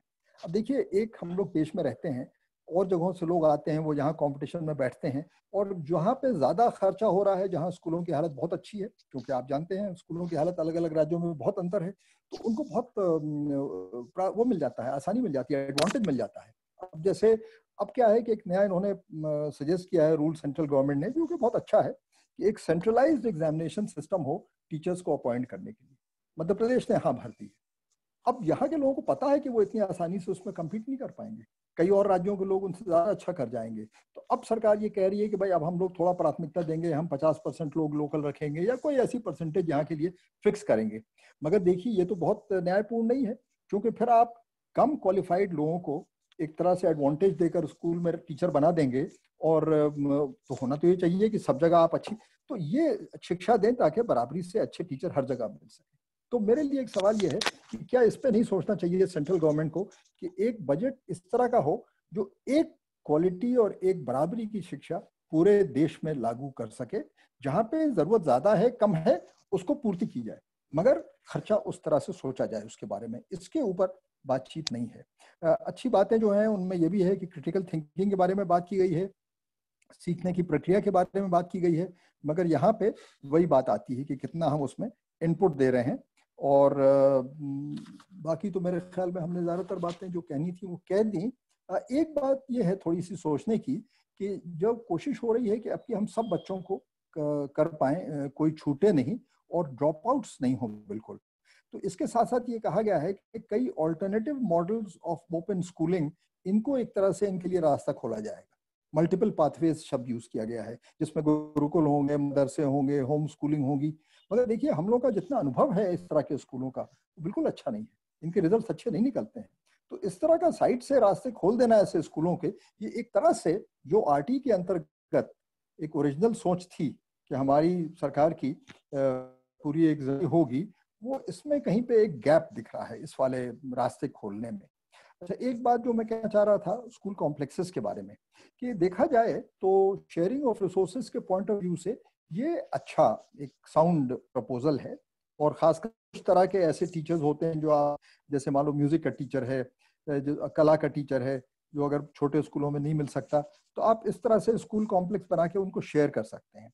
मगर जो जिस तरह के टीचर्स जैसे मैथ्स और साइंस के होने चाहिए, जिनकी मिनिमम रिक्वायरमेंट हर स्कूलों में है, तो कहीं उनके लिए रास्ता ना खुले कि उनको भी शेयर्ड बेसिस पे कर दिया जाए और कुछ ऐसे स्कूल चलें जिन पे वो बेसिक रिक्वायरमेंट्स पूरे नहीं हो रहे हैं। तो इस बात को भी, इस तरह की बातों को क्लियर करने की जरूरत है कि जब शेयरिंग ऑफ रिसोर्सेज की बात हो रही है तो क्या हो रही है, और जब बड़े कॉम्प्लेक्सेस बनेंगे तो उसमें किस तरह के लोग होंगे जो इसको मैनेज करेंगे, इसको बहुत सोचने की जरूरत है। नहीं तो इस तरह के बड़े कॉम्प्लेक्सेस अच्छी तरह से मैनेज नहीं हो पाएंगे। तो ये बातें थी, इसमें बहुत सारी बातें रह गई हैं, जैसे जो पूरा ओवरऑल इसका जो मैनेजमेंट है, डायरेक्टरेट ऑफ एजुकेशन बनाने की बात है, किस तरह से अलग अलग राज्यों को रिप्रेजेंटेशन मिलेगा, उनकी क्या भूमिका होगी। तो अब ये सब बातें तो देखिए अभी इसमें समय नहीं है, और फिर कभी अगर मौका होगा ज़्यादा डिटेल में तो ये बातें कर पाएंगे। अगर मुझे लगा कि कुछ बातें जो अच्छी हैं और उनके साथ साथ कुछ बातें जो जुड़ी हुई हैं जिसमें गैप्स है, जिससे संभावना है असमानता आ जाने की, तो उनको मैं यहाँ पे मेंशन कर दूं। धन्यवाद। Thank you sir, thank you sir. मैं अब राजन अधिकारी सर को बुलाना चाहूंगा कि लर्निंग लेवल में सुधार को लेकर आप अध्यापकों के साथ काफी गहनता से कार्य करते हैं, और एनईपी में टीचर ट्रेनिंग के माध्यम से जो भी कैपेसिटी बिल्डिंग की बात कही गई है, तो उसमें किस तरह के बदलाव आने वाले हैं, तो इस पे मैं सर आपकी राय चाहूंगा। Over to you sir. देखिए विनोद, इसमें दो चीजें हैं। एक तो ये कि पूरा एनईपी डॉक्यूमेंट क्या कहता है और किस तरह के बदलाव आएंगे, और दूसरा ये है कि एज एन ऑर्गेनाइजेशन आपका प्रेरोगेटिव क्या है और आप किस तरह से इस एनईपी में आप सोच रहे हैं कि बदलाव जो लाने हैं वो कैसे लाए जाएं। तो अभी क्योंकि एनईपी तो लागू होने की कगार पे है, तो अब बहुत इसमें शायद इसका क्रिटिकल एनालिसिस की जरूरत है नहीं, क्योंकि अब उस तरह के रिकमेंडेशन शायद जा भी नहीं पाएंगे। अब वैसे में मुझे लगता है कि अब इसको अच्छे तरीके से कैसे इम्प्लीमेंट करें, जो भी इसमें बातें कही गई हैं शिक्षक को लेकर के, स्कूल को लेकर के, बच्चों को लेकर के, या पूरे एजुकेशन सिस्टम को और बेहतर करने के बारे में, तो उसको और अच्छे तरीके से हम लोग कैसे इम्प्लीमेंट करें, मुझे लगता है कि उस पर बात करना आवश्यक है। और जैसा आपने कहा कि मैं शिक्षक वाले सेक्शन में थोड़ा सा इसमें बात करना चाहता हूँ। इसमें एनईपी डॉक्यूमेंट में शिक्षक के लिए बड़ा साफ ये लिखा हुआ है कि राष्ट्रीय शिक्षा नीति के कार्यान्वयन में शिक्षकों की जो भूमिका है सबसे इम्पोर्टेंट है, क्योंकि वो इस पूरे एनईपी की धुरी के रूप में रहेंगे, शामिल होंगे। और साथ में एक शिक्षा प्रणाली की गुणवत्ता अपने शिक्षक की गुणवत्ता से अधिक नहीं हो सकती, ये डॉक्यूमेंट ये बात भी कहता है। और इसमें आगे ये लाइनें भी बड़ी इंपॉर्टेंट मुझे दिखती है, जो यहाँ पे शेयर की जानी चाहिए, कि शिक्षा व्यवस्था में किए जा रहे बुनियादी बदलावों के केंद्र में शिक्षक अवश्य ही होना चाहिए। साथ में शिक्षा की नई नीति को निश्चित तौर पर हर स्तर पर शिक्षकों को समाज के सर्वाधिक सम्माननीय और अनिवार्य सदस्य के रूप में पुनः स्थान देने में सहायता करनी होगी। तभी जो हम लोग वांछनीय बदलाव हम जो चाह रहे हैं, जो हम लोग बदलाव देखना चाहते हैं पूरे एजुकेशन सिस्टम में, वो आ पाएंगे। तो इतना इम्पोर्टेंस एनईपी में टीचर्स को दिया गया है। साथ में शिक्षक से ये भी एक आकांक्षा है, अपेक्षा है कि शिक्षक एक इस तरह का एनवायरनमेंट क्रिएट करे जहाँ पे बच्चों के संचार कम्युनिकेशन बड़े स्ट्रांग हो जाए, वो प्रॉब्लम को सॉल्व कर पाए, डीप थिंकिंग वो लोग कर पाए। डिजिटल साक्षरता की इसमें बात कही गई है, कोऑपरेशन की बात इसमें कही गई है, और वैज्ञानिक स्वभाव और आचार विचार, सामाजिक जिम्मेदारी, और साथ में स्वास्थ्य, फिटनेस, क्रिएटिविटी, इन सब के लिए बात कही गई है। और इन सबको करने के लिए शिक्षक को नेक्स्ट लेवल पे आना बहुत जरूरी होगा। उनकी पूरे जो प्रोफेशनल डेवलपमेंट के बारे में बात की गई है, कंटिन्यूस प्रोफेशनल डेवलपमेंट की जो बात की गई है, उसको बड़े तरीके से और बहुत सधे हुए तरीके से उसको किया जाना, इम्प्लीमेंट किया जाना, और टीचर्स की कैपेसिटीज को उस तरीके से बिल्ड किया जाना जिस तरह की अपेक्षा है, वो बहुत जरूरी मुझे लगता है कि बहुत जरूरी है।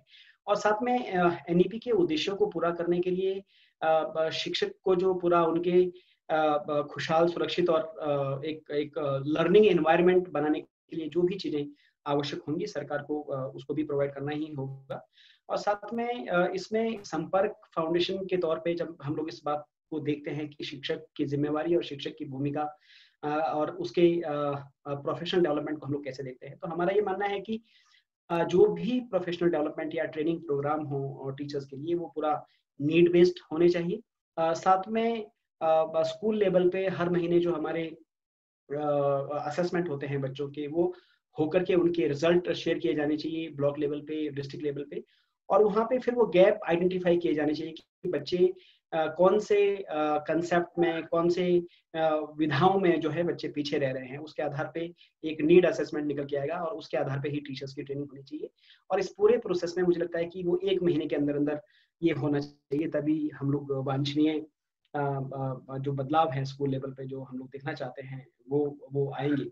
और साथ में टीचर्स की अपनी कैपेसिटीज के लिए, अपने इंटरेस्ट के स्किल्स को सीखने के लिए भी वो मौके दिए जाने चाहिए। साथ में मुझे लगता है कि नई पेडागोजी, नए अप्रोच, नए जो बदलाव शिक्षा के क्षेत्र में आते हैं उसके बारे में भी लगातार इनकी ओरिएंटेशन और उनका कैपेसिटी बिल्डिंग होना चाहिए।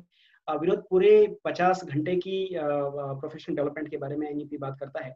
अब उसमें वही देखना होगा कि हम जैसे, आप जैसे बहुत सारी जो संस्थाएं स्कूलों में काम करती हैं, शिक्षा विभाग के साथ काम करती हैं, तो हम अपने अपनी एक्सपर्टीज के साथ सरकार को अप्रोच करें और उसके आधार पे हम टीचर्स के जो कैपेसिटी बिल्डिंग की बात है, जो 50 घंटे की कैपेसिटी बिल्डिंग की बात है सालाना, उसको हम लोग कैसे बेहतरीन तरीके से कर सकते हैं, मेरे ख्याल से उसमें सोचने की आवश्यकता है। Thank you Vinod. Thank you sir, thank you very much sir. आपके बहुत ही वैल्यूएबल कमेंट्स है सर एनईपी को लेकर, आपका बहुत बहुत आभार है सर। मैं एक बार जोगिंदर शर्मा जी के पास फिर से जाना चाहूंगा कि अगर वो जुड़ चुके हैं तो प्लीज। सब जानते हैं कि शिक्षा नीति, नई शिक्षा नीति अब हमारे बीच है, और जो हमारा पुराना स्ट्रक्चर था 10+2 का, 10वीं जमा 2 का, अब हमारे सामने एक नया स्ट्रक्चर आ गया है जो जिसको हम बोलते हैं 5+3+2+4, 5, जिसकी आपने मुझसे जिसके बारे में सवाल किया है, यानी फाउंडेशनल स्टेज, जिसमें कि हम 3 साल से लेकर 8 साल के बच्चों की बात करेंगे। और ये बहुत ही संतोष का विषय है विनोद जी, क्योंकि जब हम फाउंडेशनल स्टेज की बात करते हैं तो उसमें अर्लीस्ट के बच्चे भी आते हैं और ग्रेड 1 और 2 के बच्चे भी आते हैं, और एनईपी में इन दोनों ही सेगमेंट्स पर बहुत ही डिटेल में बात हुई है। आप जानते ही हैं कि प्रथम पिछले बहुत वर्षों से teaching at the right level की बात करता है कि बच्चे को अगर अनुसार शिक्षण दिया जाना चाहिए। हम काफी वर्षों से असर कर रहे हैं और असर यही कहता है कि कितने बच्चे पूरे भारत में हर एक राज्य में अपनी कक्षा के अनुसार पढ़ पा रहे हैं, लिख पा रहे हैं। तो अगर मैं 2 तरह से इस बारे में बात करूं, आपके 6 साल का जो इसमें सेगमेंट है, फाउंडेशन है, जिसको हम अर्लीस्ट कह रहे हैं, तो अभी अगर क्योंकि मैं हिमाचल प्रदेश से आपके साथ बात कर रहा हूं, तो अभी कुछ ही स्टेट्स ऐसे हैं जिन्होंने की अभी प्री प्राइमरी में काम किया है, जिसमें हिमाचल प्रदेश भी एक है, और 2 से हम हिमाचल प्रदेश में प्री प्राइमरी पे काम कर रहे हैं। तो नेशनल एजुकेशन पॉलिसी में क्योंकि 3 से 6 साल की बात इसलिए की जा रही है क्योंकि उसमें बहुत अच्छी बात की गई है कि जब बच्चा 6 साल में ग्रेड 1 में आता है तो बहुत सारे बच्चे ग्रेड 1 में ही पिछड़ जाते हैं। इसकी वजह यह है कि उनके साथ जो शिक्षण तत्परता का काम, जो स्कूल रेडनेस का काम 3 से 6 साल की एज में होना चाहिए, वो नहीं हो पाता है, और इसलिए जरूरी है कि 6 साल की में बच्चों के साथ डेवलपमेंट अप्रोप्रिएट एजुकेशन पे काम हो, और ग्रेड 1 और 2 में जैसा एनईपी कह रहा है उसकी फाउंडेशनल लिटरेसी और न्यूमरेसी पे काम हो। ये हमारा जो नेशनल एजुकेशन पॉलिसी जो आई है इस बारे में बात करते हैं। जब हम 3 से 6 साल की एज की बात करते हैं तो वहां पर एनईपी ने 4 मॉडल सुझाए हैं, जिसमें एक तो पहला मॉडल ये है कि जो आंगनवाड़ीज है हमारी वो प्री स्कूल एजुकेशन दे सकती हैं। दूसरा कोलोकेटेड आंगनवाड़ी जो है, जिसमें कि जो कि आंगनवाड़ी स्कूल के अंदर है, प्री स्कूल एजुकेशन दे सकती है। तीसरा मॉडल, अगर जो हमारे प्राइमरी स्कूल है अगर उसके साथ प्री प्राइमरी शुरू किया जा सकता है तो वो भी वहां पर भी हम प्री स्कूल दिया जा सकता है। और चौथा, ऐसे भी प्री स्कूल हो सकते हैं जो कि स्टैंड अलोन प्री स्कूल हम जिनको कहते हैं। तो ये 4 मॉडल्स, पॉसिबल मॉडल्स हो सकते हैं प्री प्राइमरी के। और जब हम फाउंडेशनल स्टेज की बात करते हैं, जो सवाल आपने विनोद जी मुझसे पूछा है, तो उसमें हमें अब लर्निंग कंटिन्यूम पर सोचना होगा कि जो बच्चे प्री प्राइमरी में जो अर्लीस्ट में बच्चे हैं, जो 6 इयर्स के हैं, उनका लर्निंग कंटिन्यूम ग्रेड 1 और 2 के बच्चों के साथ किस तरह से होगा। जब हम लर्निंग कंटिन्यूम की बात करते हैं तो हमें अर्लीस्ट और ग्रेड 1 और 2 के बच्चों के जो लर्निंग ऑब्जेक्टिव्स हैं, जो उनका कंटेंट है, जो उसका असेसमेंट है, उसका हमें अलाइनमेंट करने की जरूरत है। एक बहुत अच्छी बात जो नेशनल एजुकेशन पॉलिसी में कही है कि जो बच्चे 5 साल के हैं उनके लिए बाल वाटिका का प्रावधान होना चाहिए।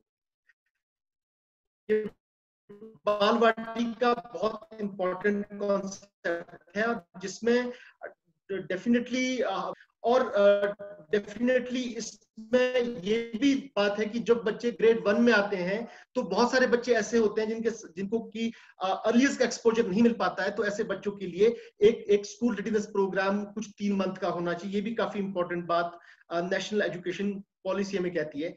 निस्संदेह विनोद जी, ये काफी इंपॉर्टेंट एस्पेक्ट है जो कि नेशनल एजुकेशन पॉलिसी में छुआ है, क्योंकि अगर हमारे बच्चों का अर्लियर्स उनका जो भी डेवलपमेंट अप्रोप्रिएट एजुकेशन अगर उनको मिलेगी, ग्रेड 1 एंड 2 में अगर उनको लिटरेसी और न्यूमरेसी के जो उनके फाउंडेशनल स्किल्स है वो मजबूत होंगे, तो जैसा एनईपी में कहा गया है कि ग्रेड 3 तक आते हुए हर बच्चा जो है उसका फाउंडेशनल स्किल्स अच्छे होने चाहिए। नेशनल एजुकेशन पॉलिसी में इसमें टीचर्स की कंटिन्यूअस प्रोफेशनल डेवलपमेंट की बात भी कही गई है, और उसमें ये भी बात कही गई है कि जो आंगनवाड़ी वर्कर्स हैं या जो टीचर्स हैं उनका कैपेसिटी बिल्डिंग इन पर्सन या दूर से होना चाहिए। हिमाचल से क्योंकि मैं बात कर रहा हूं, तो हिमाचल में मुझे काफी अपॉर्चुनिटी इसके लिए दिखती है, क्योंकि हिमाचल एक ऐसा स्टेट है कुछ चुनिंदा स्टेट्स के अंदर जिन्होंने अर्ली ईयर्स अपने स्कूल्स में पहले ही शुरू कर दिया है। हिमाचल में अब जरूरत है तो इस बात की कि जो WCD और एजुकेशन डिपार्टमेंट अर्ली ईयर्स को लेकर आपस में एक बेहतर कन्वर्जेंस स्थापित करे, जिस दिशा में हमारा राज्य जा रहा है। और हिमाचल के सभी बच्चों, चाहे वो आंगनवाड़ी के थ्रू हो, चाहे वो in school pre primary model के थ्रू, दैट उनका जो फाउंडेशन जो है वो स्ट्रांग हो। इसके अतिरिक्त भी विनोद जी कुछ और बातें एनईपी बताता है, जैसे जो हम पोषाहार की बात करते हैं, ग्रेड 1 में बच्चों को ब्रेकफास्ट और दोनों ही चीजें मिलनी चाहिए। और जो ये बाल वाटिका की बात है, ये इंपॉर्टेंट है कि जो 5 साल के बच्चे जो कि बाल वाटिका में होंगे, इनको भी पोषाहार मिलना चाहिए। और न्यू एजुकेशन पॉलिसी में ये अच्छा रिकमेंडेशन है, क्योंकि काफी सारे बच्चों को अगर सुबह पोषाहार मिलता है तो उनके लिए बेटर जो है वो हम ये कह सकते हैं लर्निंग अपॉर्चुनिटी मिल पाएगी। और एज प्रथम, क्योंकि हम teaching at the right level की बात करते हैं, तो लिटरेसी और न्यूमरेसी पर जो ग्रेड 1-2 में जितना ज्यादा फोकस है वो हमारे लिए संतोष का विषय है। थैंक यू जोगिंदर जी। तो मैं अभी अब इस सेशन को हम यहीं पे क्लोज करते हैं, और मैं अपने स्पीकर का धन्यवाद करना चाहूंगा कि आपने इतने व्यस्त कार्यों के बावजूद भी आप इस वेबिनार का हिस्सा बने। Thank you Vinod. हम पिछले कुछ दिनों से लगातार बातचीत कर रहे थे कि इस तरह का एक आयोजन होना है। अकाउंटेबिलिटी इनिशिएटिव के माध्यम से ये बहुत ही बढ़िया एक प्लेटफॉर्म रहा, एक डिजिटल प्लेटफॉर्म रहा जहाँ पे हम अपनी बात कर पाए। मैं तो कहता हूँ कि कोरोना का ये इतना बड़ा इनिशिएटिव है ना कि इसने जो है घर घर जो है लोगों को, कई दूर दूर के लोगों को कहाँ एक प्लेटफॉर्म पर लेकर के आए, और ये बहुत अच्छा मेरे लिए लर्निंग था। और बहुत अच्छा लगा कि मैं यहाँ पटना में बैठे हुए महाराष्ट्र और हिमाचल प्रदेश को बहुत आराम से मैं सुन पा रहा हूँ, और एजुकेशन में उनके इनिशिएटिव को ले रहा हूँ। तो बहुत बहुत धन्यवाद आप लोग के इनिशिएटिव के लिए, और ऐसा इनिशिएटिव आगे भी होते रहना चाहिए। Thank you Vinod ji. Thank you sir. Thank you Rakesh Tripathi ji. Thank you so much. Thank you. Thank you. Bye. Thank you.